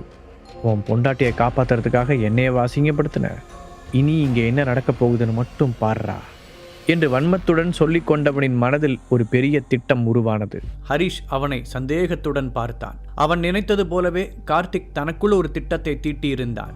கார்த்திக் ஒரே பந்தில் பல சிக்ஸர்களை அடிக்க ஆசைப்பட்டான். அதனால் வேண்டுமென்றே சந்தனாவின் அப்பாவிற்கு ஆதரவாக பேசினான். அதை எதிர்த்து ஹரிஷ் ஏதோ சொல்லப்போக சந்தனா அவனை தடுத்து விட்டாள். இன்னொரு பக்கம் மாளவிகாவும் தன்னால் முடிந்தவரை போராடி பார்த்தாள். இப்படியே ஆளாளுக்கு மாறி மாறி பேசிக்கொண்டிருக்க, எல்லாரும் கொஞ்சம் அமைதியா இருக்கீங்களா? அனுராதா கோபமாக கத்தினார். முதலில் ஹரிஷை பார்த்த அவர், இது எங்க ஃபேமிலி விஷயம், ஸோ நாங்க பாத்துக்கிறோம், உன்னோட ஒப்பீனியனை யாருமே இங்க கேட்கல என்று எரிச்சலுடன் சொன்னார். அதை கேட்டு முகம் இறுகிய ஹரிஷ் அதற்கு மேல் எதுவும் பேசவில்லை. நம்ம ஃபேமிலி பிசினஸ்ல இருந்து கிடைக்கிற எல்லா அமௌண்ட்டையும் இந்த இன்வெஸ்ட்மெண்ட்டுக்காக நான் மதிவான கிட்ட தரதா டிசைட் பண்ணியிருக்கேன் என்று கூறினார். பாட்டி, நீங்க அவசரப்படுறீங்க, மாளவிகா கெஞ்சுவது போல சொன்னாள். மாளவிகா, நான் முடிவு பண்ணிட்டேன், இதுக்கு மேல நீ இதை பத்தி பேசாத. பாட்டி முடிவாய் சொல்ல மாளவிகா அமைதியாகிவிட்டாள். அடுத்த கட்டமாக அவர்கள் ஃபேமிலி பிசினஸில் இருந்து ஒவ்வொருவருக்கும் கிடைக்கக்கூடிய பங்கு பணம் அத்தனையையும் மதிவாணனின் பேங்க் அக்கவுண்டிற்கு மாற்றச் சொல்லி உத்தரவிட்டார். ஹரிஷும் மாளவிகாவும் அதற்கு மேல் எதுவும் செய்ய முடியாமல் ஒதுங்கிக் கொண்டனர். அதன் பிறகு எல்லோரும் கலைந்து செல்ல ஹரிஷ் வாட்சை பார்த்தான். அவன் வந்து 5 நிமிடம் கடந்திருந்தது. அப்போது தன் கணவனை பார்த்த திலகா, அவன் கிளம்புறதுக்கு முன்னாடி நாம பேசின விஷயத்தை பத்தி சொல்லுங்க என்றார். சரி, என்ன இப்போ, உனக்கு உடனே பேசணும் அவ்வளவுதானே என்றவர், சந்தனா இங்க வந்து உட்காருமா என்று மகளை கூப்பிட்டார். என்னப்பா சொல்லுங்க. சந்தனா அவருக்கு எதிரில் வந்து உட்கார்ந்தாள். மாமனாரிடம் திலகா காட்டிய ஜாடைகளை கவனித்த ஹரிஷ் நெற்றியை சுருக்கி யோசனையுடன் அங்கு நடப்பதை பார்த்தான். சந்தனா, நான் பிசினஸ் விஷயமா மட்டும் இங்க வரல, இன்னொரு முக்கியமான விஷயத்தை பத்தியும் தான் நான் பேசணும். அவர் பீடிகையுடன் தொடங்க சந்தனா குழப்பத்துடன் அவரை பார்த்தாள். அங்க ஃபாரின்ல எனக்கு ஒரு பணக்கார ஃப்ரெண்ட் இன்ட்ரடியூஸ் ஆனாரு. அவருக்கு ஒரு பையன் இருக்கான், ரொம்ப பிரில்லியன்ட், பார்க்கவும் ஆள் ஹேண்ட்ஸமா இருப்பான், முக்கியமா சொந்தமா பிசினஸ் பண்ணிக்கிட்டு இருக்கான். உனக்கு ஓகேனா என்று அவர் இழுக்க, தான் அங்கு நிற்பதையே கண்டுகொள்ளாமல் இதை பற்றி பேசிய மாமனாரின் மீது ஹரிஷ் தன் ஷார்ப்பான பார்வையை பதித்தான். ஆமா, பெரிய கல்யாணம், நீ ஆசைப்பட்டங்கிற ஒரே காரணத்துக்காக தான் ஹரிஷ்க்கு உன்னை கல்யாணம் பண்ணி வச்சோம். கிட்டத்தட்ட 2 இயர்ஸ் முடிஞ்சு 3வது வருஷம் ஸ்டார்ட் ஆயிடுச்சு. கல்யாணத்துக்கு அப்புறம் உன் லைஃப்ல நடந்த ஏதாவது ஒரு நல்ல சேஞ்சை சொல்லு பார்க்கலாம். நான் ஃபாரின்ல இருக்கும்போது இங்க நடந்த எல்லாத்தையும் உங்க அம்மா என்கிட்ட சொன்னான். உன் ஹஸ்பண்டால எப்போவுமே உன் பாட்டி முன்னாடியும் மற்ற ரிலேட்டிவ்ஸ் முன்னாடியும் நம்ம தலை குனிஞ்சுதான் நிற்க வேண்டியிருக்கு. மதிவாணன் பேசிக்கொண்டே போக, மாமா, அப்பா, ஹரிஷும் சந்தனாவும் ஒரே நேரத்தில் கத்தி இருந்தனர். ஒரு விஷயத்தை நீங்க 2 பேரும் கிளியரா புரிஞ்சுக்கோங்க. இந்த கொஞ்ச நாளா ஹரிஷ் கிட்ட எவ்வளோ விஷயங்கள் சேஞ்ச் ஆயிருக்குன்னு உங்களுக்கு தெரியுமா? எனக்காகவே புதுசா வேலைக்கு கூட போக ஆரம்பிச்சிட்டான். இந்த சிச்சுவேஷன்ல அவனை விட்டுட்டு வருவேன்னு நீங்க எப்படி எதிர்பார்த்தீங்க? கோபத்தின் உச்சியில் இருந்த சந்தனா ஹரிஷுக்காக தன் அப்பாவையே எதிர்த்து கேள்வி கேட்டாள். சந்தனா, எதுக்கு இப்படி கத்துற? முதல்ல இவனுக்கு எங்க என்ன பேசணும்னு தெரியுதா? இப்ப கூட பாரு, ஃபேமிலி மெம்பர்ஸ் முன்னாடியே உங்க அப்பாவோட பிசினஸ் விஷயத்துல தலையிட்டு நெகட்டிவா பேசிட்டு இருக்கான். இவனுக்கு உன் அப்பா மேல கொஞ்சம் கூட அன்போ மரியாதையோ இல்ல. எனக்கு எவ்வளவு அவமானமா இருந்துச்சு தெரியுமா? திலகா முகத்தை சுளித்துக் கொண்டே சொன்னார். அம்மா, ஹரி நம்ம மேல இருக்கிற அக்கறையில தான் சொன்னான். உண்மையை சொல்லணும்னா எனக்கே அப்பா சொன்ன இன்வெஸ்ட்மெண்ட்ல பெருசா நம்பிக்கை இல்லை. என்ன ஒண்ணு, நான் நம்ம ரிலேட்டிவ்ஸ் முன்னாடி அதை சொல்ல விரும்பல. ஹரி வெளிப்படையா சொல்லிட்டாரு, அவ்வளவுதான் வித்தியாசம். இப்ப நான் இதை சொன்னதால எனக்கு உங்க மேல பாசம் இல்லைன்னு எடுத்துக்குவீங்களா? இனிமே என் முன்னாடி ஹரியை குறைச்சி எடை போடுற வேலை வச்சுக்காதீங்க. சந்தனா திலகாவின் முகத்திற்கு நேராகவே சொன்னாள். அன்னைக்கு 4 கோடி ரூபா, அது இல்லாட்டி என் பிசினஸை இழுத்து மூட வேண்டிய நிலைமை வரும்னு சிச்சுவேஷன் இருந்தப்போ, இப்போ நீங்க சொல்ற உங்க ஃபேமிலி மெம்பர்ஸ் யாரும் எனக்கு பணம் கொடுத்து ஹெல்ப் பண்ணல. என்னோட ஹஸ்பண்ட் தான் எனக்காக அலைஞ்சு திரிஞ்சு இந்த காசை கடனை வாங்கிட்டு வந்து கொடுத்தான். அப்ப மட்டும் அவனை நினைச்சு உங்களுக்கு சந்தோஷமா இருந்துச்சுல?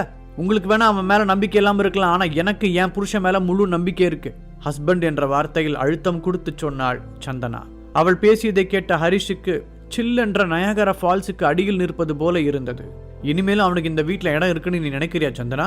திலகா மறைமுகமாக அவளை பிளாக்மெயில் செய்தார். அதை கேட்டு சந்தனா வாய்விட்டு சிரித்தாள். அம்மா, உங்களுக்கு ஒன்று தெரியுமா? ஃபர்ஸ்ட் ஹரி இங்கே வரவே மாட்டேன்னு தான் பிடிவாதமாக சொன்னான். நான் கெஞ்சி கேட்டதால எனக்காக மட்டும்தான் இங்கே வந்தான். அதுவும் 10 நிமிஷம் தான் இருப்பேன்ற கண்டிஷனோட தான் இங்கே வந்ததே. அவனை நீங்கள் இன்னும் பழைய ஹரிஷாவே நினச்சிட்டு இருக்கீங்க. இப்போ என் ஹரி எனக்காக என்ன வேணாலும் செய்வான். இதை சொல்லும்போது சந்தனாவின் முகத்தில் பெருமை ஜொலித்தது. போது நிறுத்து சந்தனா, இந்த மாதிரி சினிமா டயலாக் எல்லாம் கேட்கறதுக்கு வேணா நல்லா இருக்கும், லைஃபுக்கு எந்த பிரயோஜனமும் இல்லை. என்னோட முடிவை அக்செப்ட் பண்ணிக்காதவங்களுக்கு இந்த வீட்டில் இடம் இல்லை. மதிவாணன் கூற சந்தனா வெறுப்புடன் அவரை பார்த்தாள். எனக்கு ஒரு விஷயம் புரியவே இல்லை. நீங்கள் 2 பேரும் என்னை பற்றி என்ன நினச்சிக்கிட்டு இருக்கீங்க? எனக்கு போகிறதுக்கு இடம் இல்லாமல் தான் நான் இங்கேயே இருக்கேன்னு நினச்சிட்டு இருக்கீங்களா? ஆனால் எப்போ உங்கள் வாயிலிருந்தே இப்படி ஒரு வார்த்தை வந்துச்சோ, இதுக்கு மேலேயும் இந்த வீட்டில் இருந்தால் அது எனக்கே மரியாதையாக இருக்காது. ஸோ இனிமே எனக்காக யாரும் கஷ்டப்பட வேண்டாம். இந்த நிமிஷமே என் ஹஸ்பண்டோட சேர்ந்து நானும் வெளியே போகிறேன். சொன்னவள் நேராக ஹரிஷின் முன் போய் நின்றாள். ஹரிஷ், என்னை உங்கூட கூட்டிகிட்டு போவல்ல? அவள் கேட்க ஒரு நிமிடம் என்ன பதில் சொல்வது என்று திகைத்தவன், அதுக்கு தான் பேபி காத்துக்கிட்டு இருக்கேன். சிரித்துக்கொண்டே அவளின் கையை உரிமையுடன் பிடித்தான். பேபி, நீ ஒரு 2 நிமிஷம் வெளியில் வெயிட் பண்ணு, நான் வந்துடுறேன். ஹரிஷ் சொல்ல சந்தனா அவனை குவெஸ்டின் மார்க்குடன் பார்த்தாள். ப்ளீஸ் பேபி, நீ முன்னாடி போ. நான் அத்தா மாமா கிட்ட ஒரு விஷயம் சொல்ல வேண்டியிருக்கு, அதை மட்டும் சொல்லிட்டு வந்துடுறேன். ஹரிஷ் கண்களை மூடி காண்பிக்க, சரி சீக்கிரம் வந்துரு என்று சொல்லிவிட்டு வெளியே போனாள் சந்தனா. அவள் போய்விட்டாள் என்பதை உறுதி செய்த ஹரிஷ் திரும்பி தன் மாமனார் மாமியாரை பார்த்தான். இதுவரைக்கும் இந்த ஃபேமிலி மெம்பர்ஸ் எத்தனையோ விதங்களில் என்னை அவமானப்படுத்தியிருக்காங்க. அதையெல்லாம் நான் சந்தனா ஒருத்திக்காக தான் பொறுத்துக்கிட்டு இருந்தேன். இனிமே அதுக்கான அவசியமும் இல்லை. அப்புறம் நீங்கள் என்ன சொன்னீங்க? என்னை நம்பி வந்தால் நடுத்தரில் தான் நிற்கணுமா? என் பொண்டாட்டிக்கு ஒரு நாளும் அந்த நிலைமை வரவிட மாட்டேன். நான் சொல்கிறத நல்லா கேட்டுக்கோங்க. என் பொண்டாட்டிக்காக நான் ஒரு சாம்ராஜ்யத்தையே உருவாக்க போகிறேன். அதில் அவள் தான் மகாராணியாக இருப்பாள். இனிமே இந்த ஹரிஷ் நீங்கள் நினைக்கிற மாதிரி வெறும் பையன் இல்லை. என் பொண்டாட்டிக்காக நான் கட்டி எழுப்ப போகிற எம்பையரோட கிங். அதை கூடிய சீக்கிரம் நீங்கள் எல்லாரும் பார்க்க தான் போகிறீங்க. பட்டா சொல்லிவிட்டு ஹரிஷ் கெத்தாக அங்கிருந்து வெளியேறினார். அதன் பிறகு அவளிடம் எதுவுமே கேட்காமல் ஹரிஷ் அவளை தோளோடு சேர்த்து ஆறுதலாக பிடித்து கொள்ள சந்தனாவிற்கு அழுகை வந்தது. தான் அவ்வளவு நாள் வாழ்ந்த வீட்டை ஒரு முறை திரும்பி பார்த்து கொண்டாள். நான் உனக்காகவும் என்னோட காதலுக்காகவும் இப்போவாவது இந்த முடிவை எடுத்து தான் ஆகணும் ஹரி. அவங்க கிட்ட நான் சொன்ன மாதிரி என் நம்பிக்கையை காப்பாத்திருவல்ல? சந்தனா கண்களில் ஏக்கத்துடன் அவனை பார்த்து கேட்டாள். அவளை நிறுத்தி அவளின் 2 கன்னங்களையும் தன் கைகளால் தாங்கி பிடித்த ஹரிஷ், நான் இப்போ சொல்கிறது சரியா என்னன்னு கூட எனக்கு தெரியல. ஆனால் ஒரே ஒரு விஷயத்தை மட்டும் எப்பவும் ஞாபகத்தில் வச்சுக்கோ. நான் செய்கிற எல்லாமே உன்னோட நல்லதுக்காக மட்டும்தான். இதை மட்டும் நீ மனசில் ஏற்றி வச்சுக்கிட்டேன்னா போதும். தான் அவளிடம் மறைத்து வரும் விஷயங்களை நினைத்து இதை சொன்னான் ஹரிஷ். சந்தனாவிற்கு அவன் சொன்னது சரியாக புரியாவிட்டாலும் நான் உன்னை நம்புகிறேன் ஹரி என்றாள். இந்த ஒரு வார்த்தை போதும், ஐ லவ் யூ பேபி என்றவன் அவளுடைய நெற்றியில் முத்தமிட்டான். கண்கள் கலங்கி நின்றிருந்த சந்தனா அவன் சொன்னதை கேட்டு வெட்கத்துடன் சிரிக்க, அந்த காட்சியை பார்க்க ஒரு பியூட்டிஃபுல்லான பெயிண்டிங் போலவே இருந்தது. சடனாக பக்கத்தில் அடித்த ஹாரன் சத்தத்தில் தான் இருவரும் சுய நினைவுக்கு வந்தனர். சரி, இப்போ நாம எங்க போறோம்? சந்தனா கேட்க ஹரிஷுக்கு அப்போதுதான் அந்த விஷயமே ஞாபகத்துக்கு வந்தது. ஆமா, இப்போ இவளை நான் எங்க கூட்டிட்டு போறது? அதற்கு காரணம் அவன் இப்போது புதிதாக வாங்கியிருந்த அந்த லக்ஸூரியஸ் பிளாட்டில் தான் தங்கியிருந்தான். அங்கு அவளை கூட்டிக் கொண்டு போனால் அவனை பற்றிய எல்லா உண்மைகளையும் அவளுக்கு சொல்லியாக வேண்டும். சிறிது நேரம் யோசித்தவன் ஒரு பெரு மூச்சுடன் நிமிர்ந்தான். சந்தனா, என் கார் அங்க நிறுத்தியிருக்க, வா போலாம் என்று அவன் அழைக்க, காரா? உனக்கு ஏது காரு? நீ ஸ்கூட்டர் தானே வச்சிருந்த என்று புரியாமல் கேட்டாள் அவள். ஆமா, ஆனா இது என் முதலாளியோட காரு. அவரை டிராப் பண்ணும்போது தான் நீ அவசரமா கூப்பிட்டியா, அதான் அவரோட காரையே எடுத்துட்டு போக சொல்லி பெர்மிஷன் கொடுத்துட்டாரு. ஹரிஷ் அவள் நம்பும் விதத்தில் சொன்னார். ஓ சரி சரி, உண்மையிலேயே உங்க முதலாளி ரொம்ப நல்ல டைப் தான் போல. சொல்லிக்கொண்டே வந்த சந்தனா அந்த லேட்டஸ்ட் மாடல் ஸ்போர்ட்ஸ் காரை பிரமிப்புடன் பார்த்தாள். இந்த காரையா ஒன்னா நம்பி கொடுத்தாரு? ஆச்சரியத்துடன் கேட்டுக்கொண்டே காரின் முன் சீட்டில் ஏறி அமர்ந்தாள் சந்தனா. ஐயோ, காருக்கே இத்தனை கொஸ்டின் கேட்குறாளே, அப்போ நம்ம ஃப்ளாட்டை பார்த்தா என்ன சொல்லுவான்னு தெரியல. பேசாமல் இன்றைக்கே இவகிட்ட எல்லா உண்மையும் சொல்லிடலாமா? இதுக்கு மேலே மறைக்க முடியாது, இனி சொல்லி தான் ஆகணும்னு நினைக்கிறேன். நம்மளை நம்பி அவளோட வீட்டை விட்டு வேற வெளியே வந்துட்டா. இதுக்கு மேலேயும் சந்தனா கிட்ட மறைச்சு வைக்கிறது நல்லா இருக்காது. சரி, முதல்ல அங்கே கூட்டிகிட்டு போவோம், அதுக்கு மேலே என்ன நடக்குதோ கடவுள் விட்ட வழி. முடிவெடுத்த ஹரிஷ் காரை SR டவர்ஸை நோக்கி ஓட்டினார். அதுவரை கண்மூடி உட்கார்ந்திருந்த சந்தனா கார் நின்றதை பார்த்து நிமிர்ந்து பார்த்தாள். என்ன ஹரி, இங்கே கூட்டிகிட்டு வந்திருக்க? இங்கே உன் முதலாளியோட வீடு தான் இருக்கு, இங்கே நமக்கு என்ன வேலை? நீ தங்கியிருக்கிற இடம் ரொம்ப மோசமாக இருக்குன்னு நினைக்கிறியா? அது எவ்வளோ சின்னதாக இருந்தாலும் பரவாயில்ல, நான் அட்ஜஸ்ட் பண்ணிக்குவேன், நம்ம அங்கேயே போகலாம் என்று அவளாக ஒரு முடிவுக்கு வந்து கேட்டாள் சந்தனா. சரி, முதல்ல நம்ம வீட்டுக்குள்ளே போகலாம், நாம் போகிற வழியில் எல்லாத்தையும் சொல்கிறேன் என்று காரை பார்க்கிங்கில் நிறுத்திவிட்டு அவளை கைப்பிடித்து லிஃப்ட்டுக்கு அழைத்து சென்றான். ஹரிஷ், உண்மையை சொல்லு, இது உன் முதலாளியோட ஃப்ளாட்டு தானே?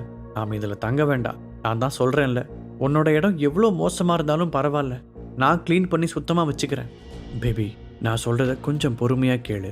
நீ நினைக்கிற மாதிரி இந்த ஃப்ளாட் என் முதலாளியோடது இல்லை, என்னோடது தான். இல்லை நம்மளோடது. சொல்லப்போனால் உனக்காக நான் வாங்கினது. நான் என் ஓனருக்காக ஒரு பெரிய டீல் முடிச்சு கொடுத்தேன். அதுக்கு கமிஷனாக எனக்கும் ஒரு பெரிய அமௌண்ட் கிடச்சிது. நான் தான் உங்ககிட்ட முன்னாடியே சொன்னேன்ல பேபி, உன்னையும் கண்டிப்பாக ஒரு நாள் என் கூட வெளியே கூட்டிகிட்டு வருவேன்னு. அப்படி நீ வெளியே வரும்போது ஒரு சாதாரண வீட்டில் உன்னை தங்க வைக்க எனக்கு விருப்பம் இல்லை. அதான் என் ஓனர்கிட்ட சொல்லி அவர் மூலமாக இந்த ஃப்ளாட்டை வாங்கினேன். எந்த இடத்திலும் திணறாமல் கஷ்டப்பட்டு கோர்வையாக சொன்னான் ஹரிஷ். வேலைக்கு சேர்ந்த புதுசுலயே நீ இந்த அளவுக்கு பொறுப்பா நடந்துக்கிறத நினைச்சு எனக்கு ரொம்ப சந்தோஷமா இருக்கு ஹரி. உன்னை போய் என்னோட அம்மாவும் அப்பாவும் புரிஞ்சுக்கலையே. நீ இந்த எஸ்ஆர் டவர்ஸ்ல ஃபிளாட் வாங்கியிருக்கிற விஷயத்த நான் முதல்ல எங்க அம்மா கிட்ட தான் சொல்ல போறேன். அப்பவாவது அவங்க புத்திக்கு உரைக்குதான் பார்க்கலாம் என்று சந்தோஷத்துடன் கூறினாள். அவளை யோசனையுடன் பார்த்த ஹரிஷ், கண்டிப்பா சொல்லலாம் பேபி, ஆனா இன்னும் கொஞ்ச நாள் போகட்டும் என்றார். ஏன் ஹரி அப்படி சொல்ற? இதை சொன்னாதானே உன்னோட அருமை அவங்களுக்கு புரியும். சந்தனா வேகமாக கேட்டாள். இல்ல பேபி, இப்ப போய் நீ இந்த விஷயத்த சொன்னேன்னா நான் ஏதோ மற்றவங்க ஃப்ளாட்டை என்னோட ஃப்ளாட்டுன்னு சொல்லி ஏமாத்துறேன்னு நினைப்பாங்க. அவங்களுக்கு தான் எப்போவுமே என்னை பிடிக்காதே. அதனால நான் வேலை பார்த்து தான் சம்பாதிச்சேன்னு சொன்னாலும் நம்ப மாட்டாங்க. அப்போது சரியாக அவனுடைய போன் அடித்தது. எடுத்து பார்க்க டிஸ்பிளேவில் ஐராவின் பெயர் வந்தது. ஒரு நிமிஷம் பேபி என்று சந்தனாவிடம் கூறியவன் அவள் முன்னால் இருந்து எழுந்து கொஞ்ச தூரம் தள்ளி வந்தான். சொல்ல ஐரா. ஹரிஷ் கேட்க, ஹரிஷ், நாளைக்கு ஏர்லி மார்னிங் பூந்தமல்லி ரோட்ல என்னோட நியூ ஷோரூம் ஓப்பனிங்காக ஒரு பூஜை ஏற்பாடு பண்ணியிருக்கேன். நீயும் நேரமா வந்து அதுல கலந்துக்கணும். அப்புறம் ஹரிஷ், இதுக்கு உன்னோட ஒய்ஃப் சந்திராவையும் கூட்டிட்டு வரியா? அவங்க கிட்ட நான் சொன்னேன்னு சொல்லிடு, இல்லாட்டி நம்பர் கொடு, நான் கூட சொல்றேன். ஐரா ஆர்வமாக கேட்டாள். அம்மா தாயே, நீ ஆணியே புடுங்க வேணாம். இப்பதான் ஒரு பெரிய பிரச்சனையை சமாளிச்சுட்டு வந்திருக்கேன். நாளைக்கு அங்க கூட்டிட்டு வந்தான்னு வச்சுக்கோ, நீங்க எல்லாரும் நடந்துக்கிற விதத்திலேயே என்னை பத்தின எல்லா விஷயங்களும் அவளுக்கு தெரிஞ்சிடும். அதனால இப்போதைக்கு அவள் அங்கெல்லாம் கூட்டிட்டு வர முடியாது என்றான் ஹரிஷ். சரிப்பா, எனக்கு புரியுது. உனக்கு எப்ப வசதியா இருக்கோ அப்ப சந்தனாவை எங்களுக்கு பர்சனலா இன்ட்ரோடியூஸ் பண்ணி வை சொல்லிவிட்டு போனை வைத்தாள் ஐரா. திரும்பி சந்தனாவிடம் வந்த ஹரிஷ் அவள் ஆசையாக வீட்டை சுற்றி பார்த்து கொண்டு இருப்பதை பார்த்தான். அதை பார்த்து அவனுக்கும் உற்சாகமாக இருந்தது. சாரி பேபி, உன் முகத்துல தெரிகிற இந்த சந்தோஷத்துக்காக தான் நான் இத்தனையும் செய்யறேன். அதுக்காக சில சமயம் பொய் வேற சொல்ல வேண்டியிருக்கு. எல்லாமே உன் நல்லதுக்காக தான். அது கண்டிப்பா உனக்கே ஒரு நாள் புரியும். மனதிற்குள் அவளிடம் மன்னிப்பு கேட்டான். அப்புறம் சந்தனா, எனக்கு காலையிலேயே நேரமா கொஞ்சம் வெளியே போகணும், நீ பார்த்து தனியா இருந்துக்குவல்ல என்று கேட்டான். நீ உன்னுடைய வேலையை பாரு ஹரி, அதுதான் இப்ப முக்கியம். இங்க நான் பாத்துக்கிறேன் என்று முகத்தில் இருந்த சிரிப்பு மாறாமல் சொன்னாள் சந்தனா. பேபி, இது நம்மளோட ஃபிளாட். இங்க உனக்கு என்ன சேஞ்ச் தேவையோ அதை நீ தாராளமா செஞ்சுக்கலாம். ஏதாவது வேணும்னா என்கிட்ட சொல்லு, நான் உடனே ஏற்பாடு பண்ணித்தரேன் ஹரிஷ் சொல்ல சந்தனா அவனை பெருமையுடன் பார்த்தாள். அடுத்த நாள் காலையில் ஐராவின் நியூ ஷோரூமுக்கு முன்னால் வந்து இறங்கிய ஹரிஷை நீரஜ் தான் முதலில் வரவேற்றார். ஆமாம், பாட்டியின் பர்த்டே பார்ட்டியின் போது ஹரிஷை அடிப்பதற்காக கார்த்திக் அழைத்த அதே நீரஜ் தான். நீரஜ் ரவிச்சந்திரன், ஹரிஷின் நண்பன், தீபக்கின் தம்பி. அதனால்தான் அவனுக்கு ஹரிஷ் பற்றிய எல்லா விஷயங்களும் முன்பே தெரியும். ஹாய் ஹரிஷ்னா, அவங்களுக்காக தான் வெயிட் பண்ணிட்டு இருக்கேன். தீபக் அண்ணா தான் உங்களை வெல்கம் பண்ணி உள்ள கூட்டிட்டு போக சொன்னாரு. இன்னும் கொஞ்ச நேரத்தில் அண்ணா உங்க கூட வந்து ஜாயின் பண்ணிக்குவாரு என்று கூற ஹரிஷும் அவனை பார்த்து மகிழ்ச்சியாக புன்னகைத்தான். ஐரா எங்க? ஹரிஷ் கேட்க, அவங்க ரெடி ஆயிட்டு இருக்காங்க, நீங்க வாங்க உள்ள போலாம். நீரஜ் உள்ளே கூட்டிக் கொண்டு போனான். அங்கு ஆல்ரெடி நிறைய பேர் வந்திருந்தனர். அதில் பெரும்பான்மையானோர் விஐபிஸ் என்பது பார்க்கும் போதே தெரிந்தது. பரவாயில்ல, பிசினஸ் சர்க்கிள்ல ஐரா ரொம்ப ஃபேமஸா தான் இருப்ப போல. அவளோட கம்பெனி எந்த அளவுக்கு பெருசா இருக்குன்னு இந்த கூட்டத்தை பார்க்கும் போதே தெரியுது ஹரிஷ் மனதிற்குள் நினைத்து கொண்டான். அப்போது திடீரென்று அந்த இடமே பரபரப்பாக, யாராவது டாக்டர் கூப்பிடுங்க, ஜெசிகா மயங்கி விழுந்துட்டாங்க என்று ஒரு குரல் சத்தமாக கேட்டது. ஜெசிகா? ஹரிஷ் கேள்வியுடன் நீரஜை பார்த்தான். உங்களுக்கு அந்த பொண்ணு தெரியாதா? ஜெசிகா சென்னையில் இருக்கிற ஒரு பெரிய ரியல் எஸ்டேட் கம்பெனியோட ஓனர் என்றவன் சட்டென்று குரலை தனித்து கொண்டு, அதுலயும் முக்கியமா அந்த ஆண்டனியோட தங்கச்சி என்று ஏதோ ஒரு பெரிய ரகசியம் போல சொன்னான். ஆண்டனியா? அது யாரு? ஹரிஷ் மறுபடியும் கேட்க நீரஜ் அவனை நம்ப முடியாமல் பார்த்தான். இவ்வளவு வருஷமா சென்னையில் இருந்துட்டு ஆண்டனி தெரியாதுன்னு சொல்றீங்க? ஆண்டனி இந்த ஊரோட பெரிய தாதா, அவனோட தங்கச்சி தான் இந்த ஜெசிகா என்று விளக்கினான் நீரஜ். ஆண்டனி பற்றி பேசும்போது அவனுடைய குரலில் இருந்த வெறுப்பு ஹரிஷுக்கு நன்றாகவே தெரிந்தது. அதற்குள், இதோ இங்க டாக்டர் இருக்காங்களே, டாக்டர் ப்ளீஸ் நீங்க வந்து ஜெசிகாவை பாருங்க என்று மீண்டும் கூட்டத்திற்குள் குரல் கேட்டது. ப்ளீஸ் கொஞ்சம் வழி விடுங்க, நான் என்னன்னு பாக்குறேன். ஒரு உயரமான பெண் கூட்டத்தை விலக்கி கொண்டு உள்ளே சென்றாள். அதற்குள் நீரஜும் ஹரிஷும் என்ன நடந்தது என்று பார்ப்பதற்காக அந்த இடத்திற்கு சென்றனர். ஜெசிகா ஐராவால் ஸ்பெஷல் கெஸ்டாக அழைக்கப்பட்டவள். அவளுக்கு ஏதாவது ஒன்று நடந்தால் அவளுடைய அண்ணனை யாராலும் கட்டுப்படுத்த முடியாது. அந்த உயரமான பெண் சென்னையின் பிரபலமான நியூராலஜிஸ்ட். அந்த டாக்டரை அங்கிருந்த பலருக்கும் தெரிந்திருந்தது. என்னாச்சு டாக்டர், ஜெசிகாவுக்கு என்ன பிரச்சனை, கண்டுபிடிச்சிட்டீங்களா என்று பதட்டமாக கேட்டாள். சாரி ஐரா, என்னால என்ன பிரச்சனைன்னு கண்டுபிடிக்க முடியல. இவங்களை உடனே ஹாஸ்பிட்டல்ல சேர்த்தாகணும். அங்க போய் சில டெஸ்ட் எடுத்து பார்த்தாதான் என்ன பிரச்சனைன்னு கண்டுபிடிச்சு உடனே ட்ரீட்மெண்ட் ஆரம்பிக்க முடியும். ஐரா, அவங்கள ஹாஸ்பிட்டலுக்குலாம் கூட்டிட்டு போக தேவையில்லை. என்ன ஹரிஷ் சொல்ற? அந்த பொண்ணு எப்படி மயங்கி கிடக்கிறான்னு பார்த்தல, அப்புறம் எப்படி ஹாஸ்பிட்டல் கூட்டிட்டு போகாம இருக்கிறது? இது விளையாட்டு விஷயம் இல்ல ஹரிஷ், ஒரு பொண்ணோட உயிர் சம்பந்தப்பட்டது. நீ கன்ஃபார்மா தான் சொல்றியா? நிஜமாவே ஹாஸ்பிட்டல் கூட்டிட்டு போக தேவை இல்லையா என்று கேட்டாள். ஐரா, நான் சொல்றத நம்பு. அதுக்கான ரீசன் என்னன்னு நான் பின்னாடி எக்ஸ்பிளைன் பண்றேன். என்ன நீரஜ் வேடிக்கை பார்த்துட்டு நிக்கிற? அதான் ஹரிஷ் சொல்றாருல, வந்து ஜெசிகாவை தூக்கு என்று உத்தரவிட்டாள். ஒரு நிமிடம் தயங்கிய நீரஜும் ஹரிஷ் மீது இருந்த நம்பிக்கையால் அவன் சொன்னதை அப்படியே செய்தான். அந்த ஹாலில் இருந்த பெரிய ஜன்னல் அருகில் அவள் படுக்க வைக்கப்பட்டு அதன் கதவுகள் முழுவதுமாக திறக்கப்பட்டது. இப்போது காற்று நன்றாக உள்ளே வந்து சென்றது. பிறகு அங்கிருந்த ஊதுபத்திகளை அணைத்த ஹரிஷ் எரிக்காமல் இருந்த ஊதுபத்தி பாக்கெட்டுகளையும் அங்கிருந்து எடுத்துக்கொண்டு போய் வேறு அறையில் வைக்கச் சொன்னான். அவன் சொன்னதையெல்லாம் செய்த பிறகும் ஜெசிகாவிடம் எந்த மாற்றமும் தெரியாமல் இருக்க கூட்டம் மறுபடியும் முணுமுணுக்க ஆரம்பித்தது. ஹரிஷ், இப்போவாவது நீ ஏன் இப்படி பண்ணன்னு சொல்ல முடியுமா? ஐரா அவனிடம் கேட்டார். அது என்று அதற்கான பதிலை ஹரிஷ் சொல்லத் தொடங்கும் போது மறுபடியும் அந்த இடத்தில் பெரிய சலசலப்பு கேட்டது. என் தங்கச்சிக்கு என்னாச்சு? இங்க வரும்போது கூட நல்லதானே வந்தா? கேட்கும் போதே பயமுறுத்தும் விதமாக ஒரு குரல் கேட்டது. அப்போதுதான் பூஜையில் கலந்து கொள்வதற்காக உள்ளே நுழைந்த ஆண்டனியிடம் அவன் தங்கை மயங்கி விழுந்த விஷயத்தை யாரோ சொல்லியிருந்தார்கள். அதை கேட்டுவிட்டுதான் அப்படி பாய்ந்து கொண்டு வந்தான் அவன். ஆண்டனி, ஒரு நிமிஷம், சொல்றது கேளு. நீரஜ் அவனை தடுத்து நிறுத்த பார்த்தான். ஆனால் அதற்குள் அந்த இடத்திற்கு வந்திருந்த ஆண்டனி அவன் தங்கையை ஒரு பெஞ்சின் மீது படுக்க வைத்திருப்பதை பார்த்து கண்கள் சிவக்க கோபத்துடன் திரும்பினான். என்ன நடக்குதுங்க? மயக்கம் போட்ட என் தங்கச்சியை ஹாஸ்பிட்டல் கூட்டிட்டு போகாம இங்க படுக்க வச்சு ஷோ காமிச்சிட்டு இருக்கீங்க. அவன் கத்திய வேகத்தில் அந்த இடமே அதிர்ந்து அடங்கியது. அதுக்கு காரணம் இவன் தான், இந்த ஆள் தான். ஜெசிகாவை ஹாஸ்பிட்டல் கூட்டிட்டு போக வேணான்னு சொல்லி இங்கேயே படுக்க வைக்க சொன்னான். கூட்டத்தில் இருந்த ஒருவன் ஹரிஷை போட்டுக் கொடுத்தான். ஆண்டனி அதே கோபத்துடன் ஹரிஷின் பக்கம் திரும்ப ஐராவும் நீரஜும் வேகமாக குறுக்கே வந்து நின்றனர். ஆண்டனி, ஒரு நிமிஷம் ப்ளீஸ், என்ன நடந்துச்சுன்னு நான் எக்ஸ்பிளைன் பண்றேன். ஐரா அவனுக்கு விளக்க முயற்சித்தான். உங்களோட எக்ஸ்பிளனேஷன் எதுவும் எனக்கு தேவையில்லை ஐரா. என் தங்கச்சி எதுக்காக ஹாஸ்பிட்டல் கூட்டிட்டு போகாம இங்கேயே வச்சிருக்கீங்க? அதுக்கான ரீசன் சொன்னா போதும். அவன் கேட்ட விதமே எதிராளியை பேச முடியாமல் திணறடித்தது. ஆண்டனி, நீ அவசரப்பட்டு ஹரிஷ் அண்ணாவை எதுவும் சொல்லிடாத, அப்புறம் தேவையில்லாத பின்விளைவுகளை சந்திக்க வேண்டியிருக்கும். நீரஜ் அவனை எச்சரித்தான். அதை கேட்டு சத்தமாக சிரித்த ஆண்டனி, நீரஜ், உனக்கு என்ன எதிர்த்து பேசுறதுக்கெல்லாம் தைரியம் வந்துருச்சா? அதுவும் போயும் எவனோ ஒருத்தனுக்காக சப்போர்ட் பண்ணி என்னையவே பகைச்சிக்க நினைக்கிறியா? ஆண்டனி கோபமாக கேட்டான். தொழில் முறையில் ஆண்டனியும் நீரஜும் போட்டியாளர்கள். களத்தில் எதிரெதிராக நிற்கும் இருவருக்கு இடையில் எப்போதும் புகைந்து கொண்டேதான் இருக்கும். இன்று நடந்த பிரச்சனையில் இருவருக்கும் இடையே நிலவும் மோதல் வெளிப்படையாகவே தெரிந்தது. நீரஜ், நீ ஒரு நிமிஷம், நானே அவர்கிட்ட பேசுறேன். ஹரிஷ் அவன் தோளில் தட்டி சமாதானப்படுத்தினான்.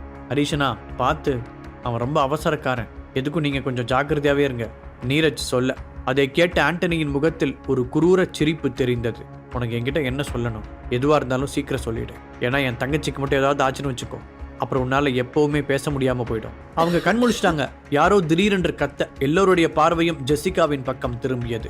வேகமாக தங்கையிடம் ஓடிய ஆண்டனி, ஜெசிமா, இப்போ உனக்கு எப்படி இருக்கு? உன்னால எந்திரிச்சு உட்கார முடியுமா என்று கேட்க அவளும் மெதுவாக தலையாட்டினாள். ஜெசிகா கண் விழித்ததை அந்த லேடி டாக்டர் நம்ப முடியாத ஆச்சரியத்துடன் பார்த்தாள். அண்ணா, நீ எப்ப வந்த? கேட்டுக்கொண்டே மெதுவாக எழுந்து உட்கார்ந்த ஜெசிகா, எனக்கு திடீர்னு தலை சுத்துற மாதிரி இருந்துச்சு, சுத்தி இருந்த மொத்தமும் இருட்டாயிடுச்சு என்றாள். அவளின் குரல் ரொம்ப பலவீனமாக இருந்தது. ஆனா ஹரிஷ், ஜெசிகாவுக்கு இதான் பிரச்சனைன்னு நீ எப்படி கண்டுபிடிச்ச? என்ன நடந்துச்சுன்னு இப்போவாது கிளியரா சொல்ல, ஐரா ஆர்வமாக கேட்டாள். ஜெசிகா நல்லபடியாக எழுந்து விட்டதால் அவளிடம் இருந்த பதட்டம் குறைந்து கொஞ்சம் நிம்மதியாக உணர்ந்தாள். நான் கொஞ்ச நாளா இயற்கை மருத்துவம் பத்தி ஒரு புக்கை படிச்சுட்டு இருக்கேன். அதுல எந்த மாதிரி பிரச்சனைக்கு என்ன மாதிரி ரியாக்ஷன் நடக்கும் அப்படின்னு தெளிவாக எழுதியிருக்காங்க. அதோட அதுக்கான தீர்வையும் மென்ஷன் பண்ணியிருப்பாங்க. அப்படிதான் இவங்க மயக்கம் போட்டிருந்த விதத்தை பார்த்த உடனே அது பிளட் ப்ரெஷர் லோ ஆனதுனால வந்த மயக்கம்னு எனக்கு புரிஞ்சுது. திடீர்னு எதனால அப்படி நடந்திருக்கும்னு யோசிச்சு பார்த்தப்பதான் நான் உள்ள வரும்போது அவங்க அந்த ஊதுபத்தியை முகர்ந்து பார்த்துட்டு இருந்தது ஞாபகத்துக்கு வந்தது. சிலருக்கு சில நறுமணங்கள் ஒத்துக்காது. அதுலயும் இந்த ஊதுபத்தியில வாசனைக்காக சில மூலிகைகள் சேர்த்திருக்காங்க. அதோட வாசனை தான் இவங்களுக்கு ஒத்துக்கலன்னு நான் புரிஞ்சுக்கிட்டேன். அதனாலதான் முதல்ல இதையெல்லாம் அணைச்சு வேற ரூம்ல மாத்தி வைக்க சொன்னேன். அப்புறம் இந்த பிரச்சனைக்கு ஒரே தீர்வு சுத்தமான காத்து தான். காத்து தான் அவங்களோட மூச்சையும் நுரையீரலையும் சுத்தப்படுத்தும். ஸோ ஃப்ரெஷ்ஷான காத்து வர்ற மாதிரி ஜன்னல் பக்கத்தில் படுக்க வைக்க சொன்னேன். அந்த வாசனை அவங்கள விட்டு ஃபுல்லாக போன உடனே ஜெசிகாவுக்கு மயக்கம் தெளிஞ்சிருச்சு. அவ்வளோதான், வேற ஒன்றும் இல்லை. ஹரிஷ் தெளிவாக விளக்கியதும் அங்கிருந்த அனைவரும் சங்கடமாக உணர்ந்தனர். ச்சே, அவசரப்பட்டு இந்த தம்பியை தப்பா நினைச்சிட்டோமே. அந்த தம்பி உண்மையிலேயே நல்லதுதான் பண்ணியிருக்கு. அதுவரை அவன் இவன் என்று ஏக வசனத்தில் பேசிக் கொண்டிருந்தவர்கள் இப்பொழுது தம்பி என்று மரியாதை கொடுப்பதை நினைத்து ஹரிஷ் சிரித்துக் கொண்டார். பொதுவா வீட்டுல ஏற்றி வைக்கிற ஊதுபத்திகள்ல ரொம்ப மைல்டான இன்கிரீடியன்ஸ் தான் இருக்கும். ஆனா இது யாரோ ஸ்பெஷலா தயாரிச்சிருக்கிற மூலிகை ஊதுபத்திகள். இதுல பயன்படுத்தி இருக்கிற சில மூலிகைகளுக்கு நம்மளை ரிலாக்ஸ் பண்ணி நம்ம ரத்த அழுத்தத்தை குறைக்கிற தன்மை இருக்கு. அதனாலதான் ஜெசிகாவுக்கு மயக்கம் வந்திருக்கு. ஹரிஷ் மீண்டும் விளக்க அந்த லேடி டாக்டர் ஒரு ஊதுபத்தி பாக்கெட்டை வாங்கி பார்த்தாள். அதில் இருந்த பெயர்களை படித்தவள் மெதுவாக ஆமாம் என்று தலையசைத்தாள். ஹரிஷை தேவையில்லாமல் திட்டியதற்காக இப்போது அவள் வருத்தப்பட்டாள். ஆமா, கரெக்டு தான். இந்த ஊதுபத்தியை எனக்கு தெரிஞ்ச ஃப்ரெண்டு ஒருத்தங்க கிஃப்டா கொடுத்தாங்க. இது அவங்க ஸ்பெஷலா ஹோம்மேடா தயாரிக்கிறது. ஐராவும் ஹரிஷ் சொன்னதை ஆமோதித்தாள். தன் அண்ணனின் கைப்பிடித்து கீழே இறங்கிய ஜெசிகா மெதுவாக ஹரிஷின் அருகில் சென்றாள். இங்க இத்தனை பேர் இருக்கும்போது நான் மட்டும் ஏன் மயங்கி விழுந்தேன்? அவள் கேள்வியுடன் ஹரிஷை பார்த்தாள். அங்கிருந்த பலருக்கும் அந்த கேள்வி இருந்தது. நான் தான் முன்னாடியே சொன்னேன்ல, எல்லாருக்கும் இந்த மாதிரி நடக்காது. உங்களோட ஸ்மெல்லிங் சென்ஸ் ரொம்ப அதிகமா இருந்திருக்கும். அதனாலதான் இதோட வாசம் மயக்கம் போடுற அளவுக்கு பாதிச்சிருக்கு. ஹரிஷ் சொல்ல ஜெசிகாவுக்கு புரிந்தது. ஆமா, கரெக்டு தான். ஸ்மெல் விஷயத்துல நான் எப்பவுமே கொஞ்சம் சென்சிட்டிவ் தான் என்று தலையாட்டினாள். சரி போதும், நம்ம இங்கிருந்து போலாமா? குறுக்கே புகுந்த ஆண்டனி முரட்டுத்தனமாக கேட்டான். மன்னிப்பு கேட்கும் பழக்கமெல்லாம் அவனுடைய அகராதியிலேயே இல்லை என்பதால் இப்போது ஹரிஷிடமும் அவன் மன்னிப்பு கேட்க விரும்பவில்லை. ரொம்ப தேங்க்ஸ். ஜெசிகா அந்த பலவீனமான நிலையிலும் ஹரிஷிடம் மனதார நன்றி கூறினாள். ஹரிஷ் புன்னகையுடன் தலையசைக்க அவனை ஒரு பார்வை பார்த்த ஆண்டனி ஜெசிகாவை அழைத்து கொண்டு வேகமாக அங்கிருந்து சென்று விட்டான். இன்னைக்கு ரொம்ப நல்ல வேலை பண்ண ஹரிஷ். உனக்கு இந்த மாதிரி நேச்சுரல் மெடிசன் பற்றியெல்லாம் தெரியும்னு எனக்கு இப்போதான் தெரியுது, ஐரா ஆச்சரியத்துடன் சொன்னாள். நான் இப்போதான் அதை பற்றின விஷயங்களை படிச்சுட்டு இருக்கேன் ஐரா. எனக்கு அதில் இன்ட்ரெஸ்ட் இருக்கிறதுனால ஈஸியாக புரிஞ்சுக்க முடியுது. ஹரிஷ் சாதாரணமாக பதில் அளித்தான். அப்பொழுது சந்தனாவிடம் இருந்து அவனுக்கு ஃபோன் வர எடுத்து காதில் வைத்தான். ஹரிஷ், இப்போ நீ உடனே ஏஜே கம்பெனியோட ஹெட் ஆஃபீஸ்க்கு வா, இங்க ஒரு பெரிய பிரச்சனை. சந்தனாவின் குரல் அதீத பதட்டத்துடன் ஒலித்தது. என்னாச்சு சந்தனா, ஏன் இவ்வளோ டென்ஷனா பேசுற என்று கேட்டான். ஹரி, நாம நினைச்ச மாதிரியே அந்த அப்பாவோட ஃப்ரெண்டு பணத்தை எடுத்துக்கிட்டு ஓடிட்டாங்களா? அங்க ஆபீஸ்ல ஒரே பிரச்சனையா இருக்கு. நீ வர வரைக்கும் என்னால வெயிட் பண்ண முடியாது. நான் ஆட்டோ பிடிச்சு போறேன், நீ நேரா அங்க வந்துரு. அனுராதா பாட்டியும் அந்த கார்த்திக்கும் ஆடுற ஆட்டத்துக்கு இந்த மாதிரி ஒரு பனிஷ்மெண்ட் கண்டிப்பா வேணும் தான். ஆனா இதுல ஒரே ஒரு சிக்கல் என்னன்னா, இந்த யோசனையை சொன்னது நம்ம மாமனாரா போயிட்டாரு. அதே நேரத்தில் ஏஜே கம்பெனியின் ஹெட் ஆபீஸில் அனுராதா பாட்டியின் மொத்த குடும்பமும் கூடியிருந்தது. ப்ளீஸ், நீங்க யாரும் கவலைப்பட வேண்டாம். அப்பா ஆல்ரெடி போலீஸ்ல கம்ப்ளைண்ட் ரெஜிஸ்டர் பண்ணியிருக்காரு. அவங்க சீக்கிரமாவே அந்த ஃப்ரெண்டை கண்டுபிடிச்சு கொடுத்துருவாங்க. சந்தனா அவர்களை சமாதானப்படுத்த முயற்சித்தாள். என்னதான் இருந்தாலும் நம்ம எல்லாரும் ஒரே ஃபேமிலி, அதனால நாம கொஞ்சம் பொறுமையாவே பேசுவோம். எப்படியாவது அதை கண்டுபிடிச்சு நம்ம பணத்தை வாங்கிடலாம். திலகா தன் பங்குக்கு கூறினார். ஆனால் அதையெல்லாம் கேட்கும் நிலையில் அந்த ஃபேமிலி மெம்பர்ஸ் இல்லை. அவர்கள் எல்லோருமே மதிவாணன் மீது பயங்கர கோபத்தில் இருந்தனர். இப்போ அடுத்து என்ன பண்ணலாம்? கிட்டத்தட்ட நம்ம கிட்ட இருந்த கேஷ் அத்தனையும் அதில் இன்வெஸ்ட் பண்ணதுனால கம்பெனியோட ஃபினான்ஷியல் ஸ்டேட்டஸ் ரொம்ப மோசமா இருக்கு. இப்படியே போனா கண்டிப்பா கம்பெனியை இழுத்து மூடுற நிலைமைக்கு தான் வரும். அது கூட நம்ம ஏதாவது செஞ்சாகணும். ஒருவர் உள்ள நிலைமையை எடுத்து சொல்ல மற்றவர்களின் மனதில் அதை நினைத்து திகில் பரவியது. மதிவாணனாலும் அவ்வளவு பணத்தை திருப்பி கொடுக்க முடியாது. அனுராதா மட்டும் அங்கு இல்லை என்றால் எல்லோரும் சேர்ந்து அவரை அடித்து கொன்றிருப்பார்கள். அந்த அளவிற்கு அவர் மீது வெறியாக இருந்தனர். அம்மா, இப்படி ஆகும்னு நான் சத்தியமா கனவுல கூட நினைக்கல. நேத்து நைட்டு தான் மொத்த பணத்தையும் அவனுக்கு அனுப்பி வச்சேன். ஆனா இன்னைக்கு காலையில இருந்து அவனை கான்டாக்ட் பண்ணவே முடியல. மதிவாணன் கிட்டத்தட்ட அழும் குரலில் சொன்னார். இப்படி காணாம போயிட்டான்னு கையை பிசைஞ்சிட்டு நின்னா எப்படி? நீ தொலைச்சது ₹1 ₹2 இல்ல, போனா போகட்டும்னு விடுறதுக்கு கிட்டத்தட்ட 300 கோடி. எங்க எல்லாரையும் கன்வின்ஸ் பண்ணி அவ்வளோ பணத்தை வாங்கிட்டு போய் யாரோ ஒருத்தங்கிட்ட தூக்கி கொடுத்துட்டு இப்ப அவனை காணும்னு சொன்னா என்ன அர்த்தம்? ஒருவர் ஆத்திரத்துடன் கேட்டார். மேடம், நம்மளோட ஃபினான்ஷியல் பார்ட்னர்ஸ் எல்லாரும் கம்பெனிக்கு வந்திருக்காங்க. அவங்க எல்லாரும் நேரா இங்கே தான் வந்துகிட்டு இருக்காங்க. கம்பெனியின் ஸ்டாஃப் ஒருவர் கதவை தட்டி சொல்லிவிட்டு போனார். பின்னாடியே கோட் சூட் அணிந்த கொஞ்சம் பேர் உள்ளே வந்தனர். அந்த கூட்டத்தின் நடுவில் ஒரு பெண்மணியும் இருந்தார். இன்ஃபார்ம் பண்ணாம வந்ததுக்கு சாரி, பட் எங்க கம்பெனியில் ஒரு எமர்ஜென்சி மீட்டிங் அரேஞ்ச் பண்ணியிருந்தாங்க. அதுல உங்க கம்பெனியோட வச்சிருக்கிற ஃபினான்ஷியல் கான்டாக்ட்ஸ் எல்லாத்தையுமே முடிச்சுக்கிறதாவும் நாங்க பண்ணியிருக்கிற இன்வெஸ்ட்மெண்ட்ஸை நீங்க உடனே திருப்பி தரணும்னு பேசி முடிச்சிருக்காங்க. அந்த பெண்மணி இறுக்கமான முகத்துடன் கூற அதை கேட்டு அனுராதா அதிர்ச்சி அடைந்தார். சடனா ஏன் இப்படி பண்றீங்க? நம்ம 2 கம்பெனியுமே ரொம்ப வருஷமா பிசினஸ் டீலிங்ஸ் பண்ணிட்டு இருக்கோம்.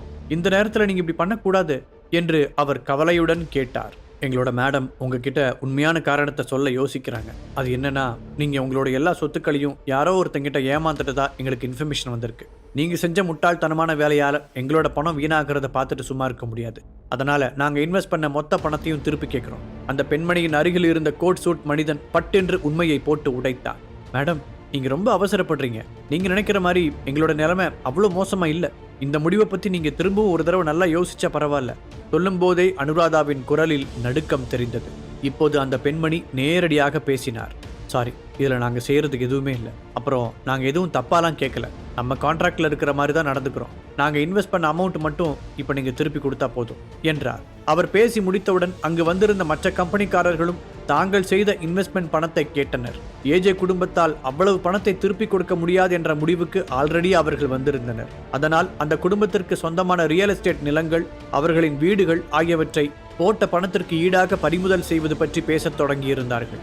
அதை கேட்ட ஏஜே ஃபேமிலியில் மெம்பர்ஸ் கோபமடைந்து அவர்களுடன் வாக்குவாதத்தில் ஈடுபட்டனர். எல்லாரும் கொஞ்சம் நிறுத்துறீங்களா? இப்படி நமக்குள்ள வீணா சண்டை போடுறதுனால யாருக்கு என்ன பிரயோஜனம் என்று மேஜையில் தட்டிய அனுராதா சத்தமாக கூறினார். நீங்க எங்களுக்கு எந்த சமாதானமும் சொல்ல முடியாது. சட்டப்படி கான்ட்ராக்ட்ல இருக்கிறத மட்டும்தான் நாங்க கேட்கிறோம். சோ உங்களுக்கு வேற வழி இல்லை அப்படி நீங்க மறுத்தா அந்த பெண்மணி முடிக்காமல் நிறுத்த அவர் என்ன சொல்ல வருகிறார் என்பது அங்கிருந்த எல்லோருக்கும் புரிந்தது. மேடம், நீங்க ஒன்றும் கவலைப்பட வேண்டாம். நாங்க கண்டிப்பா உங்களோட பணத்தை திருப்பி தந்துடுறோம். ஆனா அதுக்கு கொஞ்சம் டைம் கொடுங்க. நாம ரொம்ப வருஷமா பிசினஸ் பார்ட்னர்ஸா இருந்திருக்கோம். அதுக்கு மரியாதை கொடுத்தாவது எங்களுக்கு நீங்க கொஞ்சம் டைம் கொடுக்கணும். அனுராதா கிட்டத்தட்ட கெஞ்சினார். சரிங்க அனுராதா, உங்க மேல வச்சிருக்கிற மரியாதைக்காக மட்டும்தான் நான் இதை செய்யறேன். உங்களுக்கு 1 வீக் டைம் தரேன். அதுக்குள்ள எங்க எல்லாரோட பணமும் வந்தாகணும். இல்லாட்டி நாங்க இதை கோர்ட் மூலமா டீல் பண்ண வேண்டியிருக்கும். சொன்ன அந்த பெண்மணி அதற்கு மேல் பேச எதுவும் இல்லை என்பது போல கிளம்பி சென்று விட்டார். அனுராதா தளர்ந்து போய் நாற்காலியில் சாய்ந்தார். ஒரே வாரத்தில் அவர்களது பங்கான 200 கோடி ரூபாயை எங்கிருந்து திரட்டுவது? அதே நேரத்தில் மதிவாணன் நண்பனிடம் கொடுத்து தொலைத்த 300 கோடி ரூபாயை எப்படி திரும்ப பெறுவது? யோசிக்க யோசிக்க அவருக்கு பைத்தியம் பிடிப்பது போல இருந்தது. நம்ம சந்தனாவோட ஹஸ்பண்ட் ஹரிஷுக்கு Deepak Ravichandran, Aira international company owner ஐரான்னு நிறைய பணக்கார ஃப்ரெண்ட்ஸ் இருக்காங்கல்ல, ஹரிஷ் மூலமா அவங்க கிட்ட கேட்டு பார்க்கலாமா? ஒருவர் தயக்கத்துடன் இந்த யோசனையை கூறினார். பாட்டிக்கு ஹரிஷை சுத்தமாக பிடிக்காதென்று அங்கிருந்த எல்லோருக்குமே தெரியும். அப்படி இருக்கும்போது பாட்டி அவரிடம் உதவி கேட்பாரா என்ற சந்தேகம்தான் அவர்களின் தயக்கத்திற்கு காரணம். அவர்கள் எல்லோரும் மாற்றி மாற்றி இதை பற்றி பேசிக் கொண்டிருக்கும் பொழுது மீண்டும் அங்கே வந்த ஸ்டாஃப், அரா கம்பெனியிலிருந்து மிஸ்டர் ராகவ்னு ஒருத்தர் உங்களை பார்க்கறதுக்கு பெர்மிஷன் கேட்டிருக்காரு என்று கேட்டான். அவன் சொல்லிக் கொண்டிருக்கும் போதே அந்த மீட்டிங் ஹால் கதவை தள்ளிக்கொண்டு ராகவ் உள்ளே நுழைந்தான். நான் தான் ராகவ். இங்க அனுராதா மேடத்தோட நான் பேச முடியுமா என்று கேட்டான். பிளாக் சூட்டில் பார்ப்பதற்கு பளிச்சென்று இருந்தவனை ஏஜே ஃபேமிலி மெம்பர்ஸ் அனைவரும் ஆச்சரியத்துடன் நோட்டமிட்டனர். எஸ், நான் தான் அனுராதா. உங்களுக்கு என்ன வேணும்? பாட்டி முகத்தை சுழித்து கொண்டு கேட்டார். நான் பிசினஸ் பார்ட்னர்ஷிப் சம்பந்தமா உங்க கூட பேசலான்னு வந்தேன். இந்த வார்த்தைகளை ராகவ் சொன்னதும் அந்த இடமே பரபரப்பாக மாறியது. மிஸ்டர் ராகவ், நீங்க என்ன சொல்ல வரீங்கன்னு கொஞ்சம் கிளியரா எக்ஸ்பிளைன் பண்ண முடியுமா? அனுராதாவும் ஆர்வத்துடன் கேட்டார். அனுராதா மேடம், உங்ககிட்ட பணம் இல்லைங்கிற விஷயம் எனக்கு நல்லாவே தெரியும். என்னால் உங்களுக்கு உதவ முடியும். அதுக்கு பதிலாக உங்களோட கம்பெனி மூலமாக சென்னையில் என்னோட இம்போர்ட் எக்ஸ்போர்ட் பிஸ்னஸை ஸ்டார்ட் பண்ணணும்னு நான் ஆசைப்பட்றேன். ஸோ இந்த டீல் நம்ம 2 பேருக்கும் மியூச்சுவலாக நல்ல ஆப்ஷனாக இருக்கும். ராகவ் புத்திசாலித்தனமாக காய்களை நகர்த்தினார். அப்படி மட்டும் நடந்துச்சுன்னா ஏஜே கம்பெனி இந்த பிரச்சனையிலிருந்து ஈஸியாக வெளியே வந்துடலாம். நாமளும் அந்த ஹரிஷ் கிட்டலாம் போய் ஹெல்ப் கேட்க தேவையில்லை. சந்தோஷப்பட்ட அனுராதா, ஓகே ராகவ், இந்த டீலோட கண்டிஷன்ஸ் என்ன என்று கேள்வி எழுப்பினார். மீண்டும் ஒரு முறை ஏமாற அவர் தயாராக இல்லை. அது ரொம்ப சிம்பிள் தான். ஏஜே கம்பெனிஸ்ல இருந்து எனக்கு 60% ஷேர்ஸ் வேணும். அதுக்காக நான் 500 crores வரைக்கும் பணம் கொடுக்க தயாரா இருக்கேன். இதுல எந்த கோல்மாலும் கிடையாது. பணத்தை கையில வாங்கினதுக்கு அப்புறம் நீங்க சைன் பண்ணா போதும். ராகவ் அவர்களை நேருக்கு நேராக பார்த்து கூறினார். அவர்கள் அனைவரும் ஒருவர் முகத்தை ஒருவர் பார்த்து கொண்டனர். இந்த பணத்தை வாங்கி கடனை அடைப்பதுடன் பிசினஸையும் தூக்கி நிறுத்தி விடலாம். ஆனால் 60% ஷேர் என்பது கிட்டத்தட்ட கம்பெனியையே எழுதி கொடுப்பது போல. அதை நினைத்து சிலர் எதிர்ப்பு தெரிவிக்க அனுராதா தீவிரமாக யோசிக்க தொடங்கினார். கடைசியாக ஒரு முடிவுடன் நிமிர்ந்தவர், ராகவ், உங்க ஆஃபர் என்னமோ நல்லதா இருக்கு, ஆனா 60% ரொம்ப அதிகம். நீங்க அதை பத்தி மட்டும் இன்னொரு தடவை கன்சிடர் பண்ணக்கூடாதா என்று கேட்டார். மேடம், நான் இங்க பிசினஸ் தான் பண்ண வந்தேன், சேவை கிடையாது. உங்க கம்பெனியோட நிலைமை எதேச்சி எனக்கு தெரிய வந்துச்சு. ஆல்ரெடி நானும் இங்க பிசினஸ்க்காக ஒரு நல்ல பார்ட்னரை தேடிக்கிட்டு இருந்தேன். உங்க கம்பெனி அதுக்கு சரியா இருக்கும்னு தோணுச்சு. அதனால தான் உங்களை அப்ரோச் பண்ணேனே தவிர மற்றபடி உங்க கூட தான் பார்ட்னர்ஷிப் வச்சாகணும்னு எனக்கு எந்த கட்டாயமும் இல்லை. இப்போ நான் ஓகேன்னு சொன்னா கூட என்னோட டீல் அக்செப்ட் பண்ணிக்க வெளியில ஏகப்பட்ட கம்பெனிஸ் காத்துக்கிட்டு இருக்கு. நான் உங்களுக்கு 5 minutes டைம் தரேன். அதுக்கு மேல சாய்ஸ் இஸ் யுவர்ஸ் என்ற ராகவ் தான் ஒரு வெற்றிகரமான பிசினஸ் மேன் என்பதை நிரூபித்தார். கடைசியில் அவன் எதிர்பார்த்த முடிவுதான் கிடைத்தது. 500 கோடி ரூபாய்க்காக 60% ஷேர்ஸை எழுதி வைக்க அவர்கள் ஒத்துக்கொண்டார்கள். Very good. அப்படின்னா நான் என் வக்கீல் கிட்ட பேசிட்டு டாக்குமெண்ட்ஸ்லாம் ரெடி பண்ண சொல்றேன். நீங்க அதை நல்லா படிச்சு பார்த்துட்டு சைன் போட்டா போதும் என்றவன் அவர்களுடன் மரியாதை நிமித்தமாக கைகுலுக்கி விட்டு அங்கிருந்து கிளம்பினார். ஐராவின் புது ஷோரூமில் இருந்து வெளியே வந்த ஹரிஷுக்கு ராகவிடமிருந்து பிளான் சக்சஸ் என்ற ஒரு மெசேஜ் வந்தது. அதிலிருந்த டீடைல்ஸை பார்த்து கொண்டிருந்தவனின் முன்னால் ஒரு பிளாக் கலர் பென்ஸ் கார் சர் என்று வேகமாக வந்து சடன் பிரேக் போட்டு நின்றது.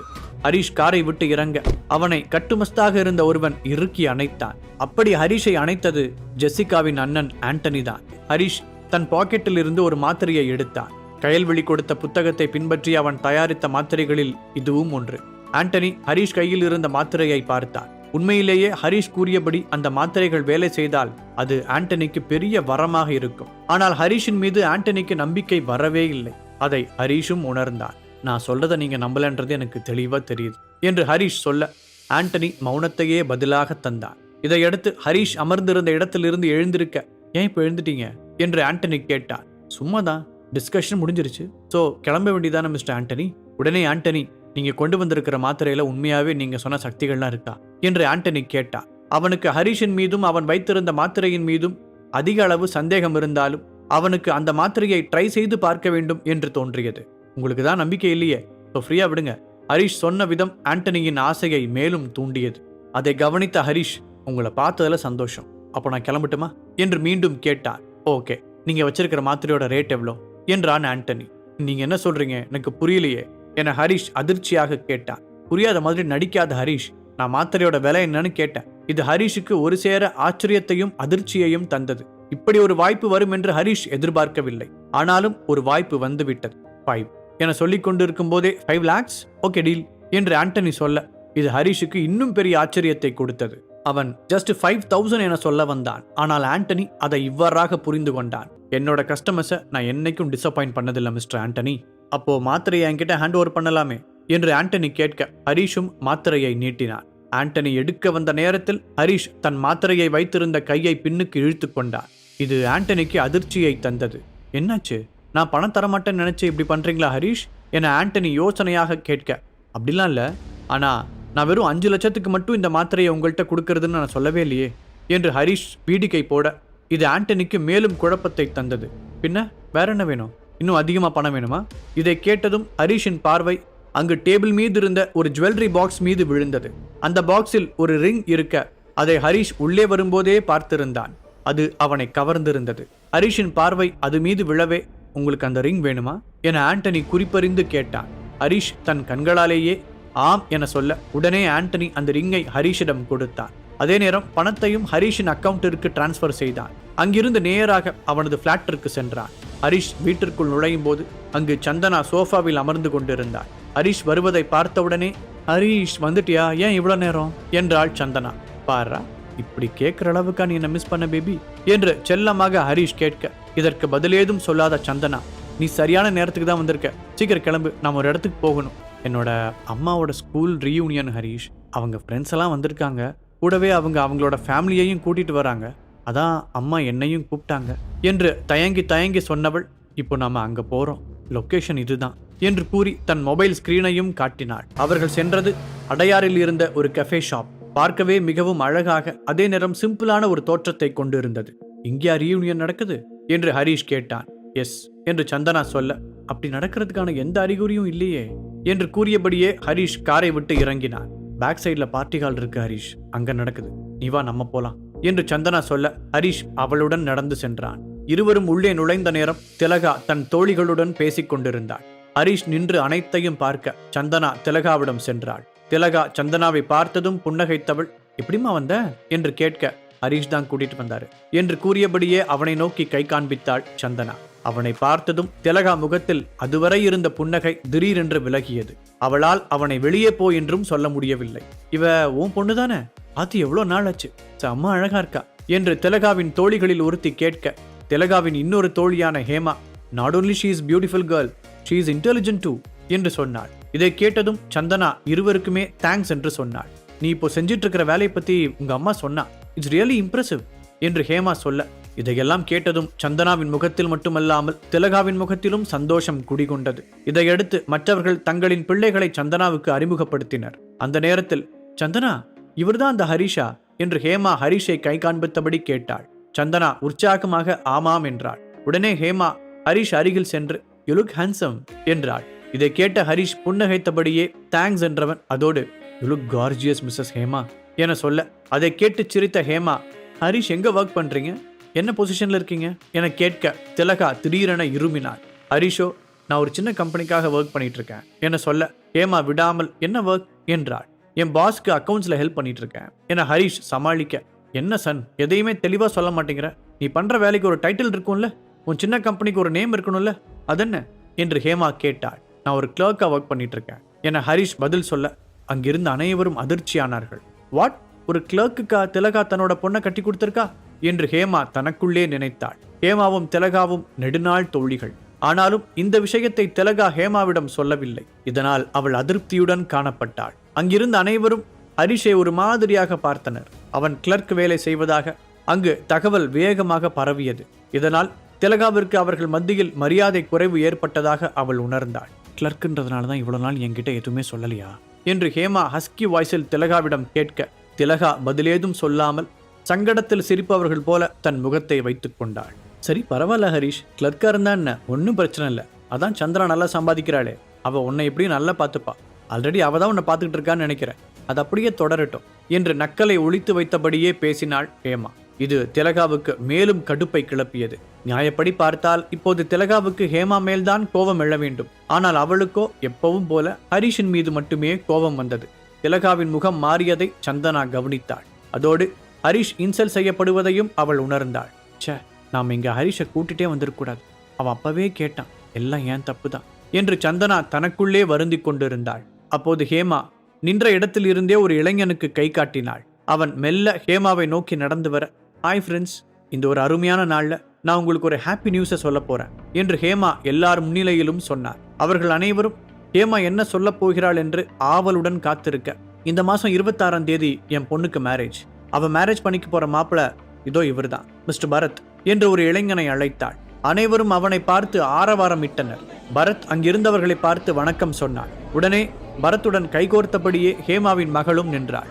பரத் குறித்து அங்கிருந்த அனைவரும் விசாரித்தனர். அவன் ஒரு பெரிய கம்பெனியில் மேனேஜராக இருப்பது அனைவருக்கும் தெரிய வந்தது.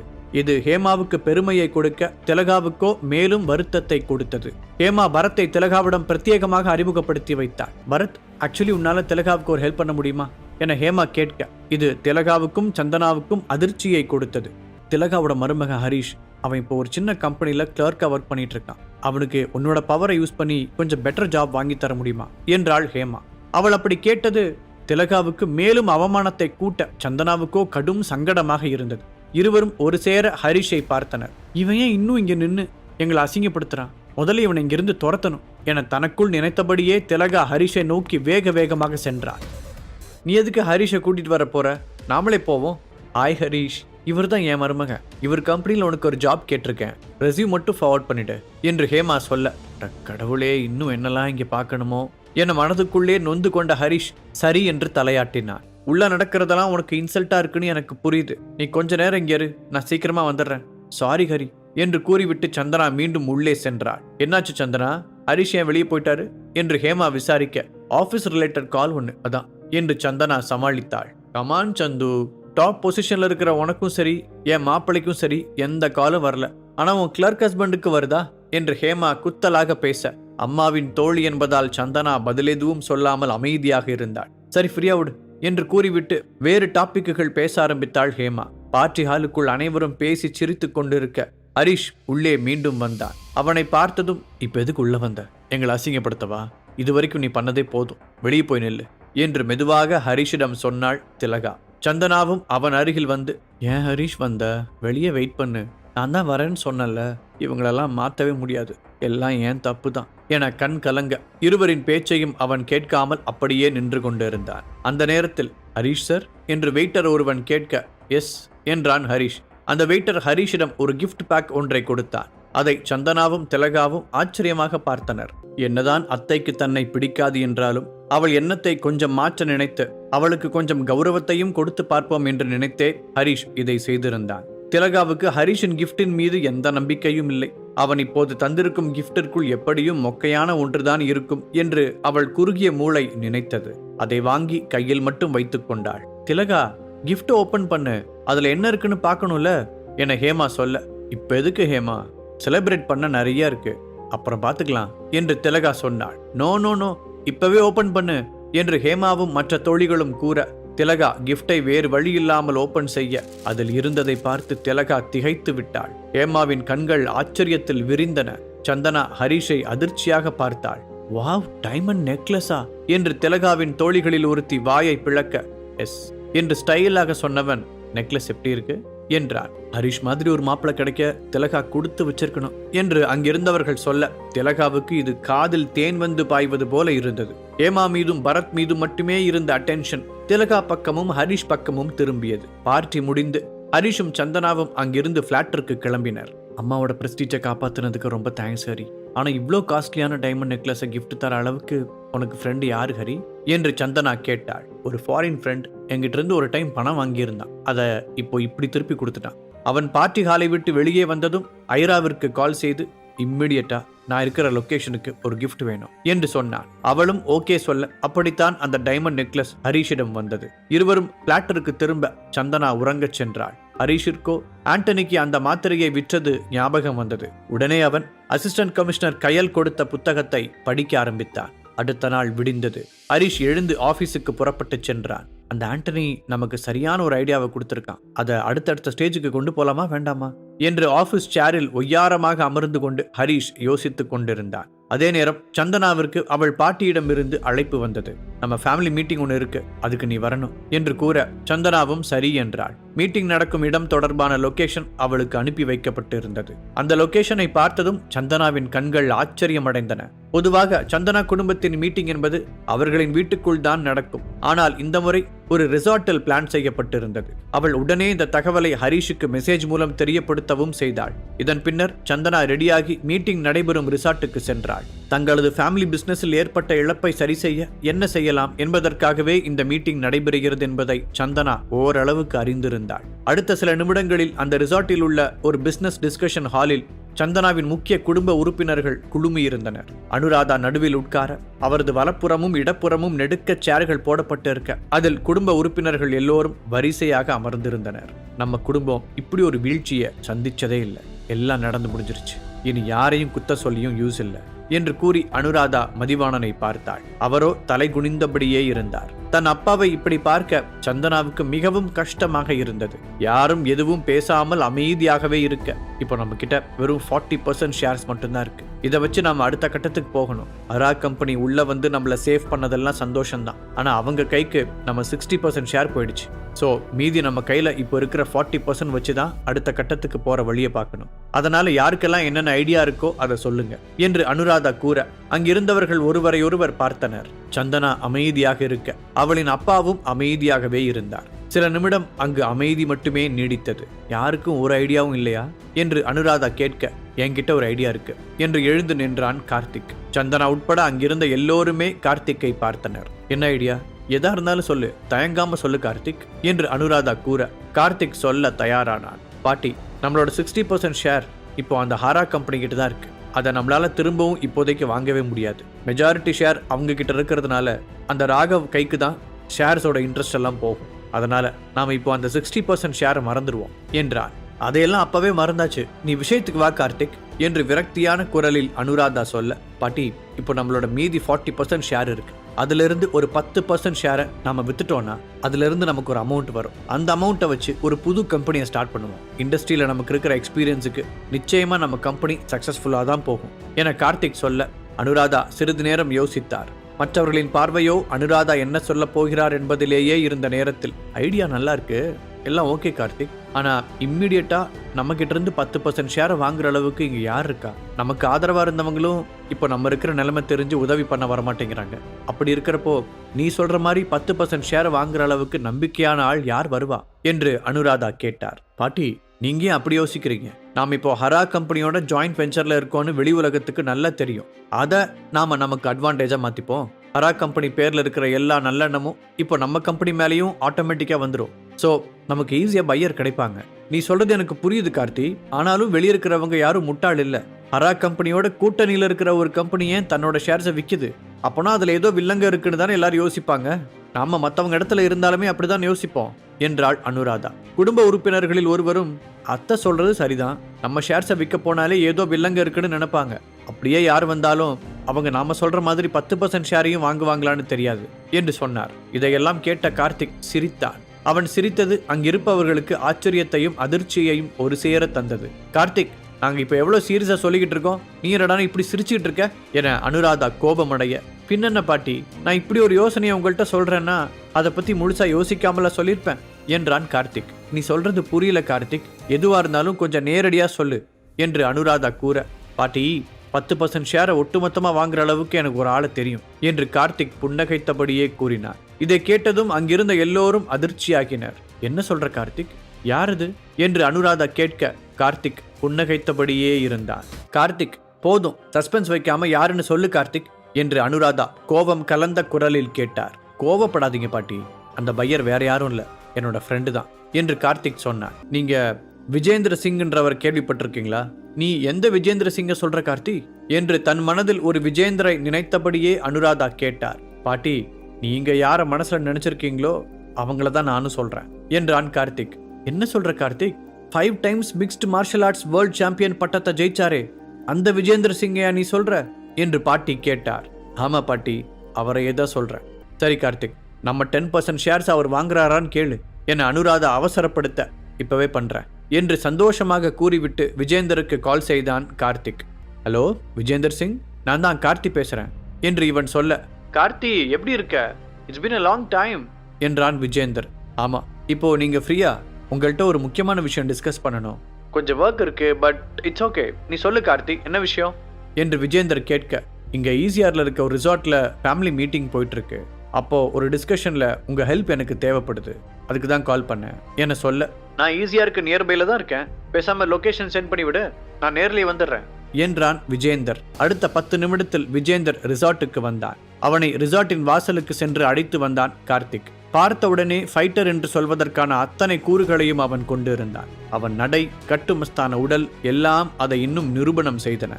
விஜேந்தரை நேராக மீட்டிங் நடந்த ஹாலுக்கு கார்த்தி அழைத்து செல்ல, அவன் வந்ததும் ஒரு செகண்ட் அங்கிருந்தவர்கள் எல்லோரும் எழுந்து நின்றனர்.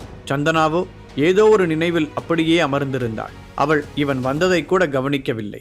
எல்லாரும் உட்காருங்க, எனக்காக எதுக்கு எழுந்தெல்லாம் மரியாதை கொடுக்குறீங்க என்று விஜேந்தர் அடக்கமாக சொல்ல, இல்ல விஜேந்தர்ஜி, இது நீங்க நம்ம நாட்டை உலகளவில் முன்னிலைப்படுத்தினதுக்காக நாங்க கொடுக்கிற மரியாதை என்று அனுராதா பாட்டி சொன்னார். இதை கேட்டு அவன் சிரித்துக்கொண்டே ஐ எம் டச்ட் என்று கூற, அதை அடுத்து கார்த்தி அவனை அங்கு ஒரு சேரில் அமர வைத்தான். அவன் அமர்ந்த பின்பு மற்றவர்கள் அனைவரும் அமர்ந்தனர்.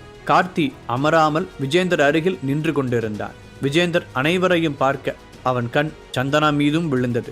சந்தனாவும் அப்போதுதான் அவனை பார்த்தாள். அவன் பார்ப்பதை பார்த்ததும் அவள் மரியாதை நிமித்தமாக ஒரு சின்னதாக ஸ்மைல் செய்தாள். இது உங்க ஃபேமிலி மீட்டிங், பட் நான் வந்துட்டேன், உங்க யாருக்கும் எந்த அப்ஜெக்ஷனும் இல்லையே என்று விஜேந்தர் அங்கிருந்தவர்களை பார்த்து கேட்டான். அப்படிலாம் இல்லை விஜேந்தர் ஜி என்று அனுராதா பாட்டி சொல்ல, ஜீலாம் வேணாம், வெறும் விஜேந்தர்னு கூப்பிட்டாலே போதும் என்று விஜேந்தர் பாட்டியை பார்த்து சொல்ல, அதை ஆமோதிக்கும் விதமாக தலையசைத்தார் அனுராதா. அங்கு சிறிது நேரம் மௌனம் நிலவ, ஏன் எல்லாரும் அமைதியா இருக்கீங்க என்று விஜேந்தர் கேட்டதும், அது என்று பாட்டி இழுத்தார். நான் சொல்றேன் பாட்டிமா என்று கூறிவிட்டு கார்த்தி விஜேந்தரிடம் நடந்த அனைத்தையும் சொன்னார். அன்பிலீவபிள், அரா கம்பெனி உண்மையாவே உங்களோட 60% ஷேரை இப்போ ஹோல்ட் பண்றாங்களா என்று விஜேந்தர் கேட்டான். எஸ் விஜேந்தர், பட் மீதி எங்கள்கிட்ட 40% ஷேர் இருக்கு, அதுல 10% ஷேரை விற்க முடிவு பண்ணியிருக்கோம் என்றான் கார்த்திக். கார்த்தி இதை சொன்னதுமே விஜேந்தருக்கு சகலமும் புரிந்துவிட்டது. அந்த ஷேரை வாங்குவதற்காகத்தான் இங்கு கார்த்தி நம்மை அழைத்திருக்கிறான் என்பதும் அவனுக்கு தெளிவானது. அந்த 10% ஷேரை நீங்க வாங்கினா நல்லா இருக்கும் விஜேந்தர் என்று கார்த்திக் கேட்க, இதை கேட்டதும் சிறிது நேரம் விஜேந்தர் யோசித்தான். என்ன விஜேந்தர் யோசிக்கிற என்று கார்த்திக் கேட்க, இல்ல கொஞ்சம் கால்குலேஷன்ஸ் போடுறேன் அவ்வளவுதான் என்றான் விஜேந்தர். கொஞ்ச நேரம் அங்கு அமைதி நிலவியது. கார்த்தி, இந்த 10% ஷேர்ஸை வாங்குறதுன்றது எனக்கு பெரிய பிரச்சனை இல்லை, வாங்கிக்கலாம் என விஜேந்தர் சொல்லியதும் உடனே அங்கிருந்தவர்கள் எல்லோரும் சந்தோஷப்பட்டனர். அனுராதாவுக்கோ சந்தோஷத்தில் துள்ளி குதிக்கலாம் போல் இருந்தது. கார்த்திக் அங்கிருப்பவர்கள் எல்லோரையும் தன் கண்களால் கர்வமாக பார்த்தான். இந்த குடும்பத்தை காப்பாற்றணும்னா இந்த கார்த்திக் தான் வேணும் என்று அவன் மனம் நினைப்பதை கண்கள் சொல்லாமல் சொல்லியது. 10% ஷேர்ஸ்க்கு 150 crores ஓகேவா என்று விஜேந்தர் கேட்க, அங்கிருப்பவர்கள் அனைவரும் வாயடைத்து போயினர். என்னது 150 கோடியா என்று கார்த்தி தனக்குள்ளே அதிர்ந்தான். அனுராதா தனக்குள் ஆர்ப்பரிக்கும் சந்தோஷத்தை வெளியில் காண்பிக்காமல், ஓகே விஜேந்தர், உங்க கூட பிசினஸ் பண்றதுல ரொம்பவே சந்தோஷம் என்று அனுராதா எழுந்து நின்று விட்டார். அந்த ராகவ் 60% ஷேருக்கு 500 கோடி தானே இன்வெஸ்ட் பண்ணா, இது வேற லெவலா இருக்கே என்றும் கார்த்தி தனக்குள் நினைத்தான். இந்த நேரத்தில் தான் 10% ஷேர் 150 கோடி எல்லாம் ஓகே தான், ஆனா என்று விஜேந்தர் சிங் இழுத்தான். என்ன கேட்க போகிறான் விஜேந்தர் என பயந்த கார்த்திக், ஆனா என்ன விஜேந்தர் என்று பயத்துடன் கேட்க, எனக்கு ஒரே ஒரு கண்டிஷன் இருக்கு என்று விஜேந்தர் சொல்ல, அங்கிருப்பவர்கள் அவனை அதிர்ச்சியாக பார்த்தனர். பரபரப்பாக, என்ன கண்டிஷன் அது என்று கார்த்திக் கேட்க, இல்ல வெறும் 10% ஷேர்ஸை வச்சு எனக்கு பெரிய அளவில் லாபம் வரப்போறதில்லை, அதான் ஒரு சின்ன கண்டிஷன். ராகவ் கிட்ட இருக்கிற அந்த 60% எனக்கு வேணுமே, நீங்களும் நானும் அதுக்கு ஒரு அக்ரிமெண்ட் போட்டுக்கலாம், அது நல்லா இருக்கும்ல என்றான் விஜேந்தர். இதை கேட்டதும் அங்கிருப்பவர்கள் பதறினர். கார்த்திக்கோ முழித்தான். அனுராதாவுக்கு விஜேந்தர் சிங் மீது அளவு கடந்த நம்பிக்கை இருந்தது. ஆனால் திடீரென அவன் இப்படி கூறியது பெரிய அதிர்ச்சியை கொடுத்தது. இருந்தாலும், விஜேந்தர், நீ எதுவும் விளையாடுறியாப்பா என்று அனுராதா கேட்டார். அப்படிலாம் இல்ல, நான் சீரியஸாக தான் கேட்குறேன் என்று விஜேந்தர் சிங் சொன்னார். இதனால் அங்கு பெரிய குழப்பமே நிலவியது. யாரும் எந்த பதிலும் சொல்லாமல் கொஞ்ச நேரம் அமைதியாகவே இருந்தனர். என்ன, யாரும் வாயை திறக்க மாட்டேங்கிறீங்க என்று விஜேந்தர் சிங் கேட்க, அதில் விஜேந்தர், உனக்கே தெரியும், ஹரா கம்பெனி கூட அக்ரிமெண்ட்லாம் சைன் பண்ணியாச்சு, அதான் என்ன பண்ணுறதுன்னு தெரியல என்று கார்த்திக் கூற, அக்ரிமெண்ட் தானே, அதை கேன்சல் பண்ண சொல்லிட்டா போச்சு, அது பெரிய விஷயம் ஒன்றும் இல்லையே, அந்த ஹரா கம்பெனிக்கு ஓகேனா உங்களுக்கு ஓகேவா என்று விஜேந்தர் சிங் கேட்டான். அது சரியா இருக்காதே, ஒன்ஸ் கமிட்மெண்ட் கொடுத்ததுக்கப்புறம் அதை மாற்றக்கூடாதுல்ல என்று அனுராதா சொன்னார். ஓ, அதுவும் கரெக்டு தான். அப்போது உங்களை பார்த்ததில் எனக்கு சந்தோஷம், நான் கிளம்பட்டுமா என்று விஜேந்தர் சிங் எழுந்து கொள்ள, இருங்க நீங்கள் இருங்க என்று கார்த்திக் விஜேந்தரை சமாதானப்படுத்தினார். உடனே பாட்டியிடம் சென்ற கார்த்திக், பாட்டி நீங்கள் ஏன் யோசிக்கிறீங்க, விஜேந்தர் ஹரா கம்பெனி ராகவ் கிட்ட கேட்க போறாரு, நமக்கும் இதுக்கும் எந்த சம்பந்தமும் இல்லை, அவர் ஓகே சொன்னா நம்மளும் ஓகே சொல்லிடுவோம் என சொல்ல, இதை கேட்ட பிறகு பாட்டியும் யோசிக்க ஆரம்பித்தார். இருக்கிற சூழலில் அவர் ஹரிஷிடமும் போக முடியாது, வேறு வழியில்லை என்பது அவருக்கு நன்றாகவே தெரிந்திருந்தது. அதனால் சரி விஜேந்தர், டன் என்றார் அனுராதா. கேட்டியா விஜேந்தர், எங்களுக்கு ஓகே தான், நோ ப்ராப்ளம் என்று கார்த்திக்கும் கூற, சூப்பர், இதுக்கப்புறம் எல்லாத்தையும் நான் பார்த்துக்கிறேன் என்றான் விஜேந்தர். இங்கு நடப்பதில் துளியும் விருப்பமில்லாமல் அமர்ந்திருந்தாள் சந்தனா. கார்த்தி, என்னோட மேனேஜர் வெளியே இருப்பாரு, அவரை மட்டும் கொஞ்சம் வர சொல்றியா என்று கேட்டார். கார்த்தி உடனே அவனை கூப்பிடச் சென்றான். இந்த நேரத்தில் நான் சொன்ன மாதிரி அந்த 10% ஷேருக்கு 150 கோடி கொடுத்துட்றேன், அந்த 60%க்கு 600 crores ஓகேவா என்று விஜேந்தர் கேட்க, அங்கிருந்தவர்கள் அதை கேட்டு பூம் பூம் மாடு போல தலையசைத்தனர். விஜேந்தர், நான் உங்ககிட்ட ஒன்று கேட்கலாமப்பா என்று அனுராதா கேட்க, தாராளமாக கேளுங்க என்றான் விஜேந்தர். இல்லை, உங்கள் கம்பெனி கேட்டும் அந்த ராகவ் ஷேர்ஸை ரிட்டர்ன் தர மாட்டேன்னு சொல்லிட்டா நீங்கள் என்ன பண்ணுவீங்க என கேட்டார் அனுராதா. இதை கேட்டதும் விஜேந்தர் சிரித்தான். அவன் சிரிப்புக்கான அர்த்தம் என்ன என்பது யாருக்கும் புரியவில்லை. நான் கேட்டு அவன் தரமாட்டேன்னு சொல்லிடுவானா என்று சிரித்துக்கொண்டே விஜேந்தர் கூற, சார் கூப்பிட்டீங்களாமே என்று கூறியபடியே விஜேந்தரின் மேனேஜர் அங்கு வந்து நின்றான். எஸ் மேனேஜர், ஹரா கம்பெனியோட CEO ராகவ் நம்பர் எனக்கு வேணும் என விஜேந்தர் கேட்க, 10 minutes ரெடி பண்ணிடுறேன் சார் என்றான் மேனேஜர். ஏன் விஜேந்தர், எங்கள் பாட்டிக்கிட்டே அந்த ராகவ் நம்பர் இருக்கே என்றான் கார்த்திக். இல்லை, அது அவன் நம்பராக இருக்காது, அவன் பர்சனல் செக்ரட்டரியோட தான் இருக்கும், எனக்கு அவனோட நம்பர் வேணும், நான் அவன்கிட்ட டைரக்டாக பேசணும் என்று சிரித்தபடியே விஜேந்தர் கூற, என்ன நடக்கப் போகிறதோ என ஏஜே ஃபேமிலி மெம்பர்கள் பதற்றத்துடன் நின்று கொண்டிருந்தனர். அவன் 10 நிமிடத்தில் ராகவ் நம்பரை விஜேந்தரிடம் கொடுத்தான். விஜேந்தரும் தன் மொபைலில் இருந்து அந்த நம்பருக்கு கால் செய்தான். ராகவ் காலை அட்டன் செய்தவுடன், hi, I am Vijender Singh என்று தன்னை அறிமுகப்படுத்திக் கொள்ள, தி கிரேட் சாம்பியன் விஜேந்தர் சிங்கா பேசுறது என்று ஆச்சரியமாக ராகவ் மொபைலின் மறுபக்கத்தில் இருந்து கேட்டான். எஸ், எப்படி இருக்கீங்க ராகவ், உங்க ஹரா கம்பெனி பத்தி நிறையாவே நான் கேள்விப்பட்டிருக்கேன், பட்டுக்கிட்டும் இருக்கேன், நீங்க இன்னும் பெரிய பெரிய இடத்துக்கு போறதுக்கு என்னுடைய வாழ்த்துக்கள் என்றான் Vijender. Thanks sir, it means a lot for us என ராகவ் சொல்ல, குட், இப்போ நான் ஸ்ட்ரைட்டாக பாயிண்ட்டுக்கு வரேன். ரீசெண்டாக நீங்கள் ஏஜே கம்பெனி ஷேர்ஸை 60% வாங்கியிருக்கிறீங்கல்ல, அது எனக்கு வேணும் என்று விஜேந்தர் கூற, இது ராகவிற்கு பெரும் அதிர்ச்சியாக இருந்தது. என்ன ராகவ், பதிலே காணும் என்று விஜேந்தர் கேட்க, இல்லை சார், எங்களை மன்னிக்கணும், அதுக்கு வாய்ப்பில்லை.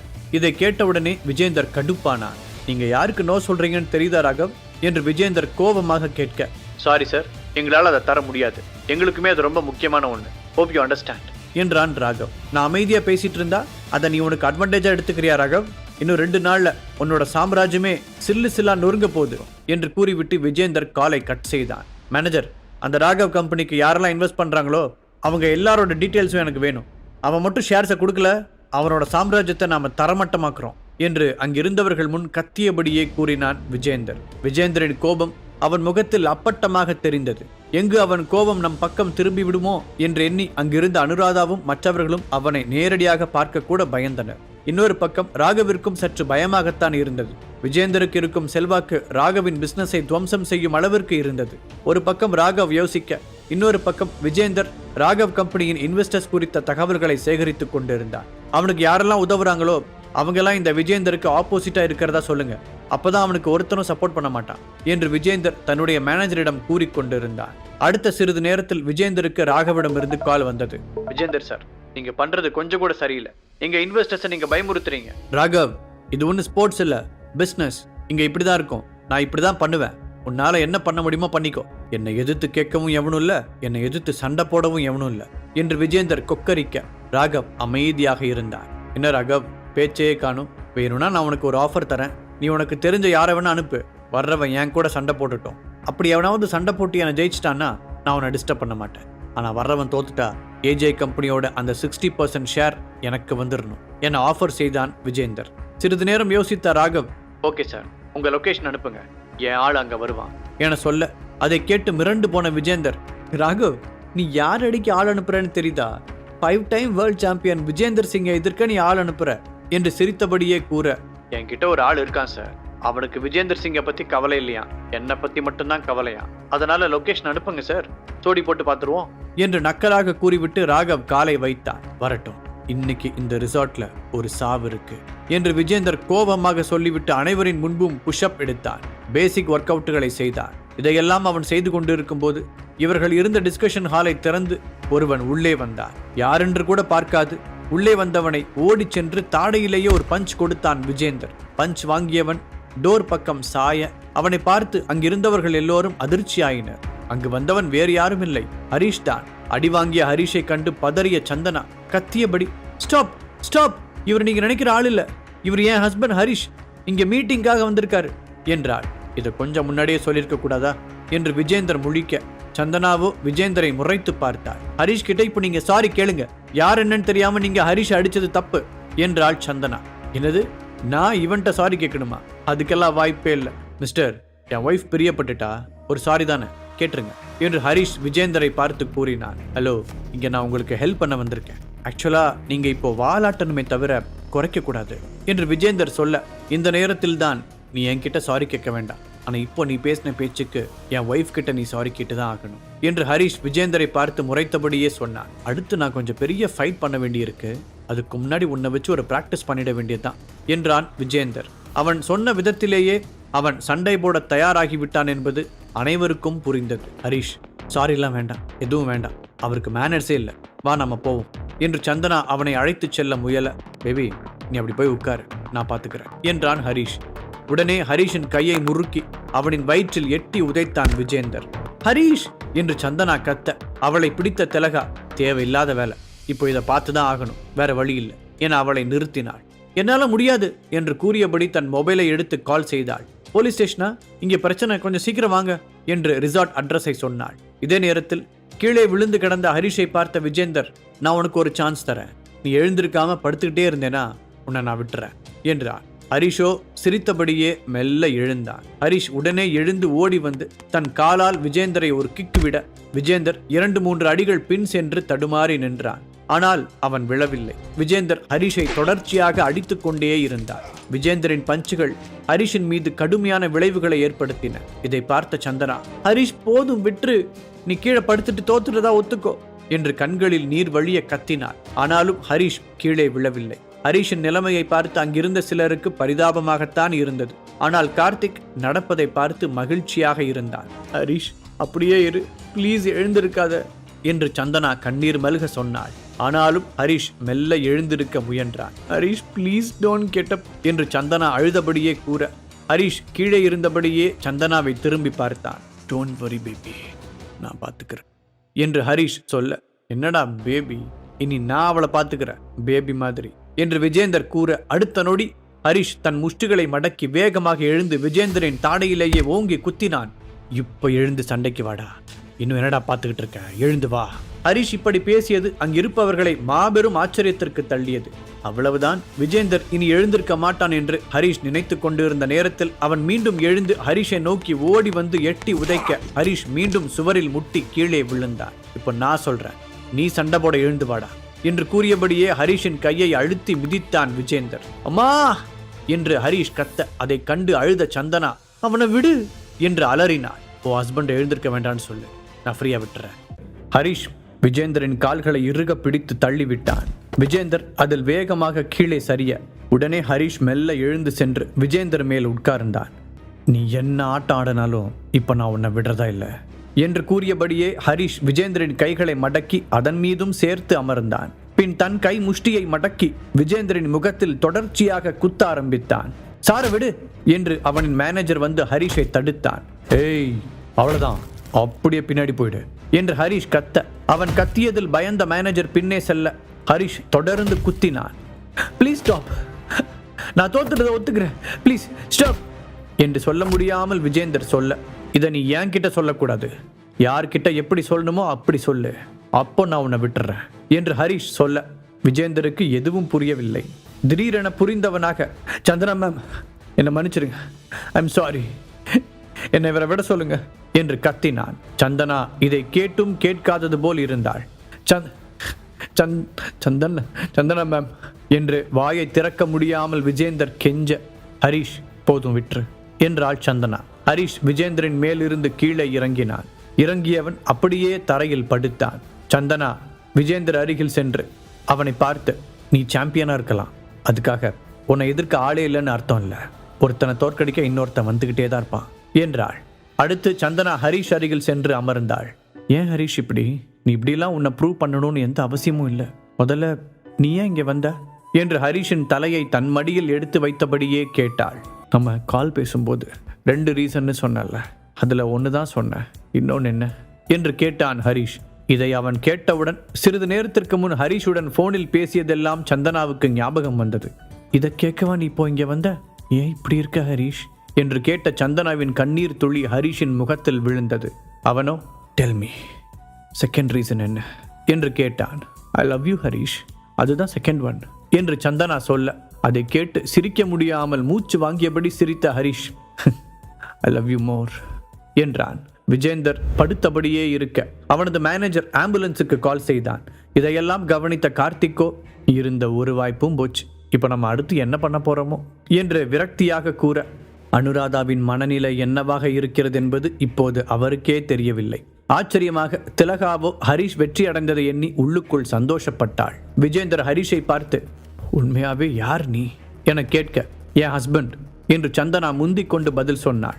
அப்போது சைரன் சவுண்டு கேட்க அனைவரின் பார்வையும் அந்த ஹாலின் கதவை நோக்கி இருக்க 2 கான்ஸ்டபிள்கள் வந்தனர். அவர்கள் ஹரிஷையும் விஜேந்தரையும் பார்த்து அதிர்ச்சியாகினர். இங்க என்ன நடக்குது? இப்படி காட்டு மிராண்டித்தனமா அடிச்சுக்கிட்டு இருக்கீங்க என்று ஒரு கான்ஸ்டபிள் கேட்க, சார் அதோ அவர் மேலதான் தப்பு என்று சந்தனா விஜேந்தரை கை காட்டினாள். நீதான் எல்லாத்துக்கும் காரணமா என்று அந்த கான்ஸ்டபிள் முறைத்தபடியே விஜேந்தரை பார்த்து கேட்க, சார் நான் உங்கள்கிட்ட கொஞ்சம் பேசலாமா என்று விஜேந்தரின் மேனேஜர் முன்வந்து நின்றான். கான்ஸ்டபிளும் சரி என்று தலையாட்ட இருவரும் அந்த ஹாலை விட்டு வெளியில் சென்று பேசினர். ஹரிஷோ, பேபி நம்ம சைட்ல இருந்து கம்ப்ளைண்ட் கொடுக்க வேண்டாமே என்று சந்தனாவிடம் சொன்னான். புரியுது, கம்ப்ளைண்ட் கொடுத்தா உன் மேலேயும் கேஸ் ஃபைல் பண்ணுவாங்கல்ல என்று சந்தனா கேட்டாள். ஹரிஷ் எந்த பதிலும் சொல்லாமல் அமைதியாக இருந்தான். சரி, ஓகே, நாம் எதுவும் பண்ண வேண்டாம், ஆனால் இப்போ நம்ம ஹாஸ்பிட்டல் போயே ஆகணும் என்று சந்தனா கூற ஹரிஷ் தலையசைத்தான். சந்தனா ஆம்புலன்ஸுக்கு கால் செய்தாள். இவள் கால் செய்த நேரம் விஜேந்திரன் மேனேஜர் கால் செய்த ஆம்புலன்ஸ் வந்தது.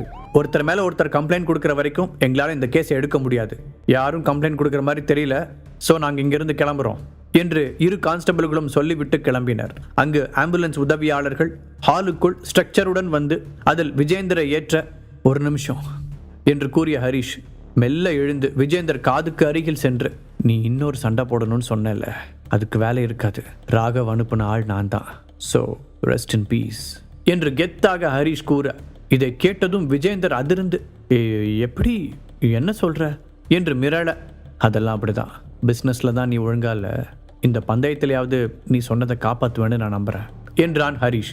அவன் கூட உனக்கு என்ன பேச்சு என்று வெளியில் சென்று வந்த சந்தனா கத்தினாள். இதையடுத்து ஹரிஷ் அமைதியாக, சும்மா பேபி என்று பதில் சொல்ல, ஆம்புலன்ஸ் வர டைம் ஆகும், நான் உன்னை கார்லேயே கூட்டிட்டு போறேன் வா என்றாள் சந்தனா. ஹரிஷும் அவளுடன் சென்றான். விஜேந்தர் ஒரு பக்கம் ஆம்புலன்ஸில் செல்ல ஹரிஷையும் ஹாஸ்பிட்டல் கூட்டிச் சென்றாள் சந்தனா. டாக்டர் ஹரிஷை பார்த்து, என்ன யங் மேன், ஃபைட்டா என்று கேட்டார். ஆமாம் என்று ஹரிஷ் தலையாட்ட, ரீசன் என்னன்னு தெரிஞ்சுக்கலாமா என்று கேட்டார் டாக்டர். லவ் தான் டாக்டர், என் மேல இருந்த லவ் தான் என்று சந்தனா பதில் சொன்னாள். Good reason for a fight என்று புன்னகைத்தபடியே கூறிய doctor, Chandana, Harish is all right, காயங்கள் சரியாகிறதுக்கு மட்டும் 2 3 நாள் ஆகும். ஓகே டாக்டர், நான் இவரை வீட்டுக்கு கூட்டிட்டு போலாமா என்று சந்தனா கேட்க, ஓஎஸ் என்றார் டாக்டர். 2 நாட்கள் ஓடியது. ஹரிஷ் காயத்திலிருந்து குணமாகி இருந்தான். நான் ஆஃபீஸ் கிளம்புறேன் என்று ஹரிஷ் சொல்ல, இன்னும் கொஞ்ச நாள் ரெஸ்ட் எடுக்கலாமே ஹரிஷ் என்றாள். ஐம் ஓகே பேபி, ஸோ நான் ஆஃபீஸ் போகிறேன் என்று ஹரிஷ் சொல்ல, சரி ஒர்க் இருக்கும், எனக்கு புரியுது, சரி பார்த்து போயிட்டு வா. ஹரிஷ் கேப் புக் செய்து ஆஃபீஸிற்கு சென்று கொண்டிருந்த வழியில் கார் திடீரென பஞ்சர் ஆனது. ஹரிஷ் காரை விட்டு கீழே இறங்கி நின்று கொண்டிருந்தான். ஹரிஷ் இங்க என்ன பண்ற என்று ஒரு குரல் கேட்டது. ஹரிஷ் திரும்பி பார்த்தான். ஹாய் கயல், கார் பஞ்சர் அதான் என்று சொல்ல, ஓகே கார்ல ஏறு, நான் உன்னை ட்ராப் பண்றேன். 2 நாளைக்கு முன்ன ரிசார்ட்ல நடந்த சம்பவம் என் காதுக்கு வந்தது. அங்கிருந்தது நீதான்னு எனக்கு தெரியும். இப்போ என்ன ஸ்டேஷன் கூட்டிட்டு போறியா கயல் என்று கேட்டான். அவள் எந்த பதிலும் சொல்லாமல் சிட்டிக்கு வெளியே காரை ஓட்டிக்கொண்டு சென்றாள். அந்த விஜேந்திரன் நீ பீட் பண்றதுக்கு அந்த மாத்திரை தானே காரணமா இருந்தது என்று கயல்விழி கேட்டாள். இதை கேட்டவுடனே ஹரிஷின் முகத்தில் சிறிய மாற்றம் நேர்ந்தது. இல்லையே, அதனால தான் பீட் பண்ணான்னு எனக்கு தோணல கயல் என்றான். நான் உங்ககிட்ட ஒன்று கேட்கணும் ஹரிஷ் என்று கயல்விழி சொல்லி காரை சடன் பிரேக் அடித்து நிறுத்தினாள். ஆக்சுவலி இப்போ நான் அந்த மாத்திரையை கேட்கறது எனக்காக இல்லை, என் ஃப்ரெண்டு ஒருத்தருக்காக என்றாள் கயல்விழி. யார் அந்த ஃப்ரெண்ட் என்று ஹரிஷ் ஆச்சரியப்பட, நீ மாத்திரையை தரேன்னு சொல்லு, அதுக்கப்புறம் நான் யாருன்னு சொல்கிறேன் என்றாள் கயல்விழி. ஓகே, ஆனால் ஒரு கண்டிஷன், உன் ஃப்ரெண்டை பார்த்து நான் நேரில் தான் கொடுப்பேன் என்று ஹரிஷ் கூற, தட்ஸ் நாட் அ ப்ராப்ளம் என்று கூறி காரை சிட்டிக்குள் திருப்பினாள் கயல்.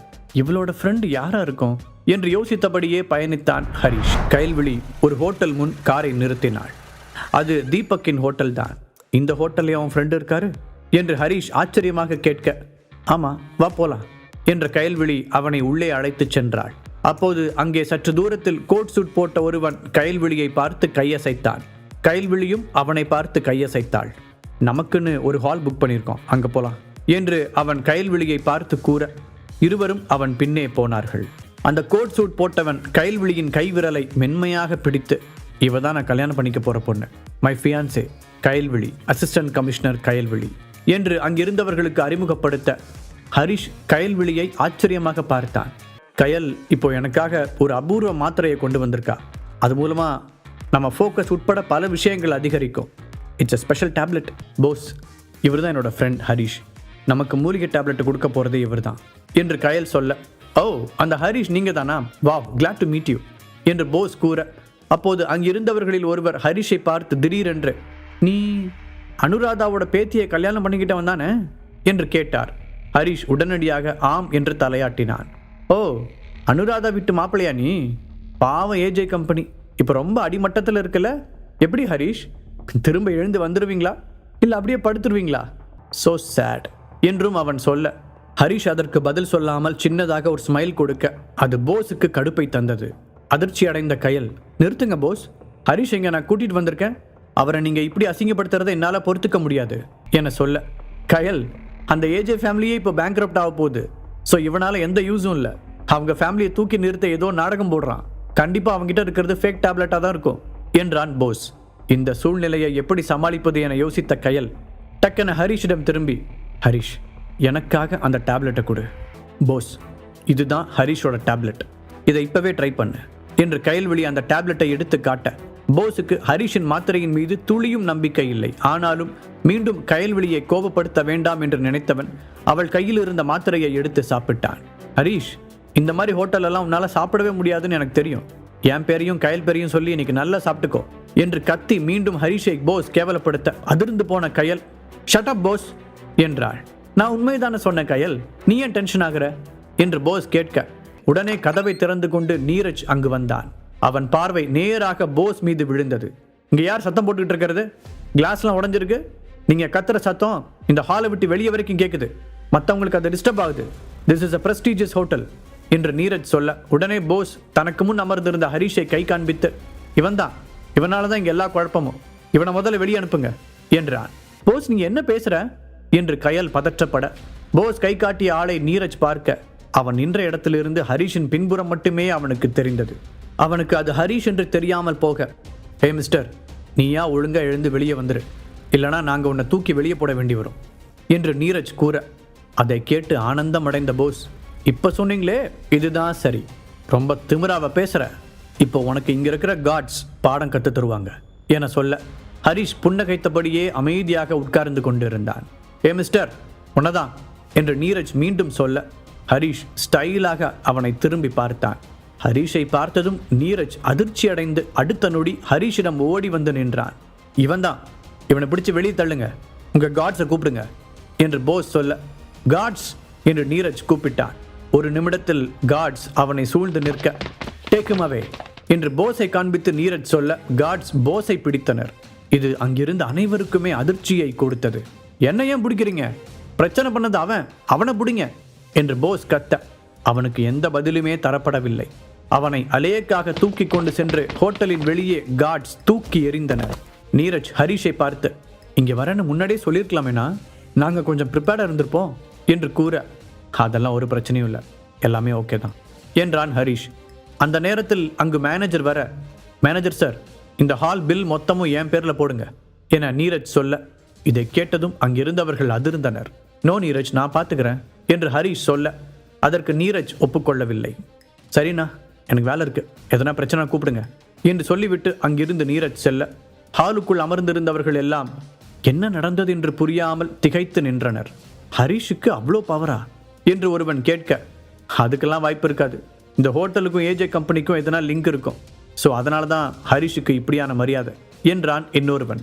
அதற்கு மேல் அங்கு வேலை இல்லை என்று கயலிடமும் சொல்லாமல் கிளம்பிய ஹரிஷ் வெளியே வந்து ஆட்டோவுக்காக நிற்க, அங்கு ஓடி வந்த கயல், ஐ ஆம் சாரி ஹரிஷ், இதை நான் எக்ஸ்பெக்ட் பண்ணவே இல்லை, ஏன் அப்படி நடந்துக்கிட்டானே தெரியல என்றாள் கயல். விடு கயல், மற்ற மனுஷங்களை இப்படி ட்ரீட் பண்ணுறதுன்னு பலருக்கு தெரிய மாட்டேங்குது, குறிப்பாக பணம் வந்து சேர்ந்ததுக்கப்புறம் சுத்தமாக தெரியவே மாட்டேங்குது.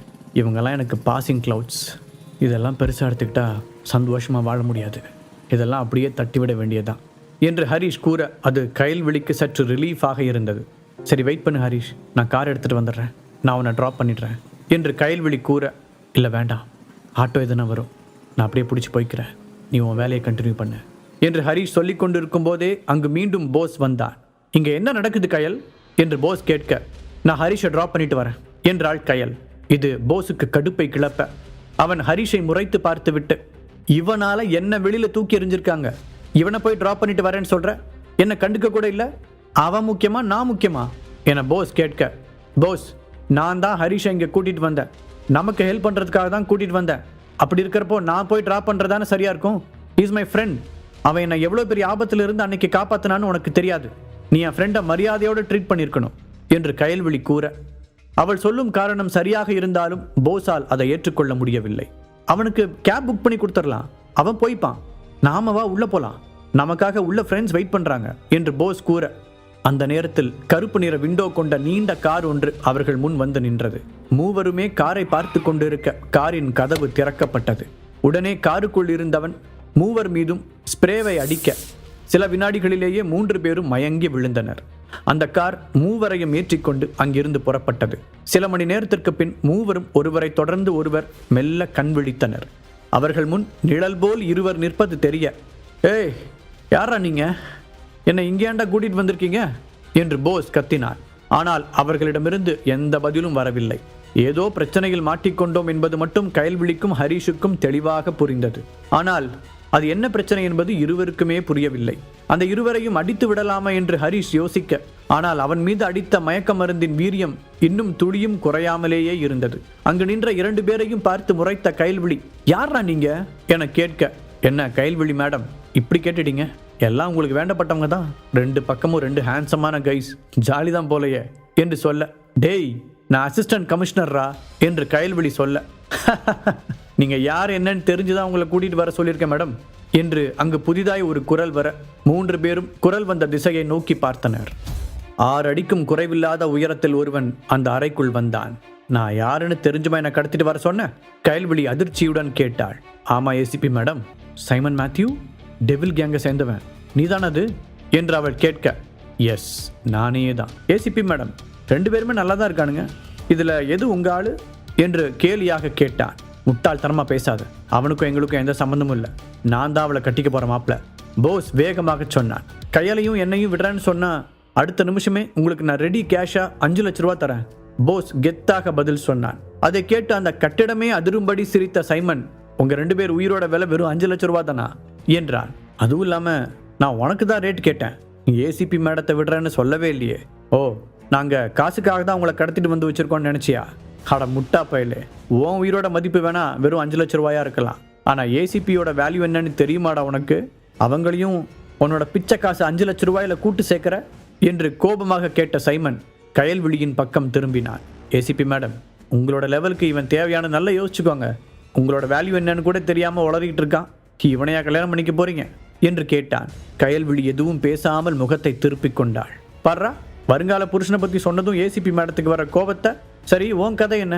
உன்னோட உயிருக்கு வேலையா நீ எவ்வளவு தருவ? சைமனின் கவனம் இப்போது ஹரிஷின் பக்கம் திரும்பியது.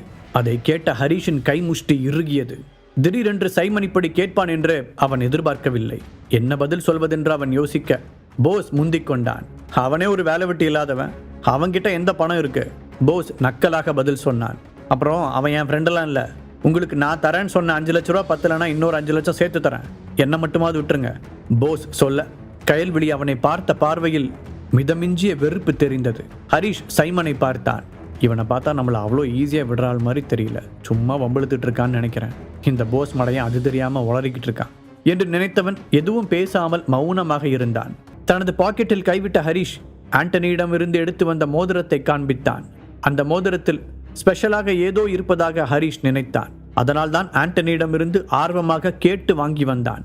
ஆனால் இதுவரை அதில் என்ன ரகசியம் ஒளிந்திருக்கிறது என்று அவனால் கண்டுபிடிக்க முடியவில்லை. அவனுக்கு கன்ஃபார்மாக தெரிந்த ஒரே விஷயம் அது ஒரு பழங்கால பொருள் என்பது மட்டும்தான். உனக்கு இந்த மோதிரம் எங்கிருந்து கிடைச்சது? அவன் ஹரிஷிடம் மிரட்டும் தொனியில் கேட்டான். அந்த மோதிரத்தை பார்த்ததும் சைமனிடம் தெரிந்த வித்தியாசத்தை ஹரிஷ் கண்டுகொண்டான். அப்போ இந்த மோதிரத்தை பற்றி உனக்கு ஏதோ தெரியும் போல. இது உனக்கு ஒரு நல்ல சான்ஸ் ஹரி. கெத்தை மட்டும் விடாமல் மெயின்டைன் பண்ணு என்று தனக்குத்தானே அறிவுறுத்தி கொண்டவன், இந்த மோதிரம் எங்கிருந்து கிடைச்சதுன்னு நான் உங்ககிட்ட கண்டிப்பாக சொல்லியே ஆகணுமா? இப்போது ஹரிஷின் பக்கம் திரும்பிய சைமன், உனக்கு இது எங்கே கிடைச்சதுன்னு கண்டிப்பாக நீ என்கிட்ட சொல்லி தான் ஆகணும் என்று அழுத்தமாக கூற முயற்சித்தாலும் அவனுடைய குரலில் லேசான நடுக்கம் தெரிந்தது. அதை ஹரிஷ் மட்டும்தான் கண்டுபிடித்தான். முதலில் ஆண்டனியிடமிருந்து வாங்கிய உண்மையை சொல்லிவிடலாமா என்று யோசித்த ஹரிஷ் பின்பு ஏதோ நினைத்து மனதை மாற்றிக்கொண்டான். அது என்னோட தான் என்று அடித்து சொன்னான். ஹரிஷின் கண்கள் இயற்கையாகவே ஷார்ப்பாக இருக்கும். இப்போது வேண்டுமென்றே சைமனை ஆழமாக பார்த்து கொண்டே இதை சொன்னான். ஹரிஷ் சொன்னதை கேட்ட சைமனின் முகம் நொடியில் பேய் அறைந்ததைப் போல மாறியது. அவனுடைய நெற்றியில் வேர்க்கத் தொடங்க ஹரிஷின் கண்களை நேராக எதிர்கொள்ள முடியாமல் பார்வையை திருப்பிக் கொண்டான். ஆனாலும் அவனை விடாமல் உற்று பார்த்த ஹரிஷ் கண்களால் எதையோ உணர்த்த முயற்சித்தான். அதை புரிந்து கொண்ட சைமன், இவனை பக்கத்து ரூமுக்கு கூட்டிட்டு போங்க, நான் இன்னும் கொஞ்சம் விசாரிக்க வேண்டியிருக்கு என்று ஹரிஷை கை காட்டி தன் அடியாட்களிடம் உத்தரவிட்டான். ஹரிஷின் பின்னே சைமன் போவதை கவனித்த போஸ், என்ன முதல்ல விடுங்க, நான் தான் 10 லட்ச ரூபா தரேன்னு சொல்லிட்டேன்ல, என்னை வெளியே விட்டீங்கன்னா நான் உடனே அந்த பணத்தை ஏற்பாடு பண்ணி தந்துடுவேன் என்று கத்தினான். அவனுடைய வாய்ஸை கேட்டு எரிச்சல் அடைந்த சைமன், அவனை நான் கவனிங்க என்று தன் ஆட்களிடம் கண்ணை காட்டினான். ரூமுக்குள் போனதும் திரும்பி பார்த்த ஹரிஷுக்கு போஸை எல்லோரும் அடிப்பது தெரிந்தது. அதை பார்த்து உள்ளுக்குள் டென்ஷனாக இருந்தாலும் வெளியில் காட்டிக்கொள்ளாமல் நின்றான். அதே நேரத்தில் அந்த ரூமிற்குள் வந்த சைமன் தன்னுடைய அடியாட்களை வெளியே போகச் சொன்னான். அதன் பிறகு கதவை அடைத்துவிட்டு மெதுவாக ஹரிஷின் பக்கம் திரும்பி அவன், மன்னிச்சுக்கோங்க சார், நீங்க யாருன்னு தெரியாம போச்சு என்று அவன் முன்னால் முட்டி போட்டு மன்னிப்பு கேட்டான். அதை பார்த்து அதிர்ந்த ஹரிஷ் சடனாக ஒரு ஸ்டெப் பின்னால் எடுத்து வைத்தான். யாருன்னு நினைச்சு இவன் நம்ம கிட்ட பேசுறான்னு தெரியலையே யோசித்த ஹரிஷ் அப்போதும் எதுவும் பேசவில்லை. நீங்க தான் நைட் கிங்னு எனக்கு தெரியாம போச்சு, அதனாலதான் அப்படி மொரட்டுத்தனமா நடந்துக்கிட்டேன். இனிமே கவனமா இருக்கேன், நீங்க எதுவும் மனசுல வச்சுக்காதீங்க என்று கூறினான். அவன் முட்டி போட்டு கெஞ்சுவதை திகைப்புடன் பார்த்த ஹரிஷ், இங்க நைட் கிங் யாரு? ஆனா இவனே ரொம்ப மரியாதை கொடுக்கறத பார்த்தா உண்மையிலேயே அந்த நைட் கிங் பெரிய ஆள் தான் போல. இங்கிருந்து தப்பிச்சு போறதுக்கு அந்த பேரை யூஸ் பண்ணிக்க வேண்டியதுதான் என்று தனக்குள் திட்டம் போட்டான். இவன் என்ன நைட் கிங்னு கூப்பிடுறான்? அப்போ நாம் அந்த கேரக்டரா தான் நடிக்கணும்னு நினைக்கிறேன் யோசித்த ஹரிஷ் சைமனின் முன்னால் முகத்தை இறுக்கமாக வைத்துக் கொண்டான். சரி பரவாயில்ல, நீ தெரியாம தான் அப்படி நடந்துகிட்ட என்று பெருந்தன்மையாக கூறினான். நான் பண்ண தப்ப இவ்வளோ ஈஸியாக எடுத்துக்கிட்டு என்னை மன்னிச்சு விட்டதுக்கு ரொம்ப தேங்க்ஸ் பாஸ் என்றான் சைமன். அதன் பிறகு குரலை தனித்து கொண்டவன், பாஸ் நீங்க ஏன் திடீர்னு சென்னைக்கு வந்தீங்க? நீங்க வரப்போறதா யாருமே எனக்கு இன்ஃபார்ம் பண்ணலையே என்று கேட்டான். நான் எங்க போனாலும் உங்ககிட்ட இன்ஃபார்ம் பண்ணிட்டு தான் போகணுமா? நீ உன் வேலையை மட்டும் பாரு, மற்றதெல்லாம் நான் பார்த்துக்கிறேன். ஹரிஷ் அலட்சியமாக பதில் சொன்னான். Okay boss. அடுத்த நிமிடமே சைமனின் குரல் பயத்துடன் வெளியே வந்தது. இதில் ஹரிஷுக்கு தெரியாதது என்னவென்றால், டெவில் கேங்கில் இருக்கும் யாரும் நைட் கிங்கை நேரில் பார்த்ததில்லை. அதனால் தான் சைமனுக்கும் அது யார் என்று தெரியாது. ஆனால் ஹரிஷ் தான் நைட் கிங் என்று தெரிந்த பிறகு, இவ்வளோ சின்ன வயசா இருக்கிறவர் எப்படி அவ்வளோ பெரிய இடத்துல இருக்காரு என்று அவன் ஆச்சரியப்பட்டான். அந்த காரணத்தினால்தான் ஹரிஷின் கையில் அந்த மோதிரத்தை பார்த்ததும் அந்த அளவுக்கு அதிர்ச்சி அடைந்தான். உன்னோட குரூப் ஆளுங்களை ஏசிபி கயல் பிடிச்சதா சொன்னியே, அது எப்படி நடந்துச்சு? ஹரிஷ் அங்கே கிடந்த ஒரு சேரில் சாதாரணமாக உட்கார்ந்து கொண்டு கேட்டான். ஆமா, அவ எப்படியோ என்னோட குரூப்பை கண்டுபிடிச்சு உள்ள வந்துட்டா பாஸ். அதான் எப்படின்னு தெரியல, அநேகமா என் குரூப்புக்குள்ளேயே ஏதாவது கருப்பாடு இருக்குமோன்னு சந்தேகப்படுறேன் சைமன் கடுப்புடன் சொன்னான். அதை பத்திலாம் தெரிஞ்சுக்க எனக்கு இன்ட்ரெஸ்ட் இல்லை. இந்த சிட்டியை நாங்க கண்ட்ரோல் எடுத்துக்காத வரைக்கும் நீ தாராளமா ஆளலாம் என்று சொன்ன ஹரிஷ் சைமனின் முன்னால் நன்றாகவே நடித்தான். எனக்கு புரியுது பாஸ் என்ற சைமன் சந்தோஷத்துடன் நன்றி சொன்னான். ஹரிஷுக்கு திடீரென்று பசி எடுத்தது. அவன் காலையிலிருந்து ஒரு காஃபி மட்டும் தான் குடித்திருந்தான். இன்னும் எதுவும் சாப்பிடல. ஹரிஷ் முகத்தில் எந்த ரியாக்ஷனும் இல்லாமல் சொல்ல, ஆமா நீங்க ரொம்ப பிஸியான ஆள், உங்களுக்கு சாப்பிட்றது கூட நேரம் கிடைச்சிருக்காது. இதோ நான் இப்பவே உங்களுக்கு ஏதாவது ஏற்பாடு பண்ணி தரேன் சைமன் வேகமாக பதில் சொன்னான். சொல்லிவிட்டு அவசரமாக அவன் வெளியேற ஹரிஷ் அந்த ரூமை சுற்றி பார்த்தான். அதன் அமைப்பை பார்க்கும் போதே அது சைமனின் பர்சனல் ரூம் என்று தெரிந்தது. அங்கே ஒரு மர அலமாரி இருக்க, அதில் ஒரு கருப்பு பெட்டி இருந்தது. அது பார்க்கவே வித்தியாசமாக இருக்க ஹரிஷ் ஆர்வத்துடன் அதை திறக்க முயற்சி செய்தான். அதை திறப்பது கஷ்டமாக இருக்க தன் முழு பலத்தையும் யூஸ் செய்து அதை திறந்தவன் உள்ளே இருந்த பொருட்களை ஆச்சரியத்துடன் பார்த்தான். அதன் உள்ளே ஒரு சின்ன மூலிகை பொடி குப்பி இருந்தது. கூடவே அட்வான்ஸ்டு மூலிகை மருந்துகளை தயாரிப்பது எப்படி என்ற விளக்க புத்தகமும் இருந்தது. ஹரிஷ் அந்த புத்தகத்தை எடுத்து புரட்டினான். அந்த சின்ன டப்பாவில் இருந்தது போலவே ஒரு மூலிகை மருந்தின் படம் போடப்பட்டு அதன் கீழே விளக்கம் இருக்க ஹரிஷ் அதை கவனமாக படித்தான். அந்த டிஸ்கிரிப்ஷன் அடிப்படையில் பார்க்கும் பொழுது அது ஒரு ஹெர்பல் வெப்பன் என்று அவனுக்கு தோன்றியது. ஆமா, இங்க என்னதான் நடக்குது? எல்லாருமே இந்த ஹெர்பல் மெடிசின்ஸ்ல ரொம்ப இன்ட்ரெஸ்டடா இருக்கிற மாதிரி தெரியுது. முதல்ல தீபக், ஆபீசர் கயல், அப்புறம் ஆண்டனி, இப்போ இந்த சைமன். இவங்க எல்லாரும் இதை வச்சு என்ன பண்ணணும்னு நினைக்கிறாங்க? ஹரிஷ் தீவிரமாக யோசித்துக் கொண்டிருக்க அப்போது திடீரென்று வாசற் கதவருகே காலடி சத்தம் கேட்டது. முழு கதையையும் கேட்டு மகிழ பாக்கெட் FM ஆப்பை டவுன்லோட் செய்யுங்கள். லிங்க் டிஸ்கிரிப்ஷனில் கொடுக்கப்பட்டுள்ளது.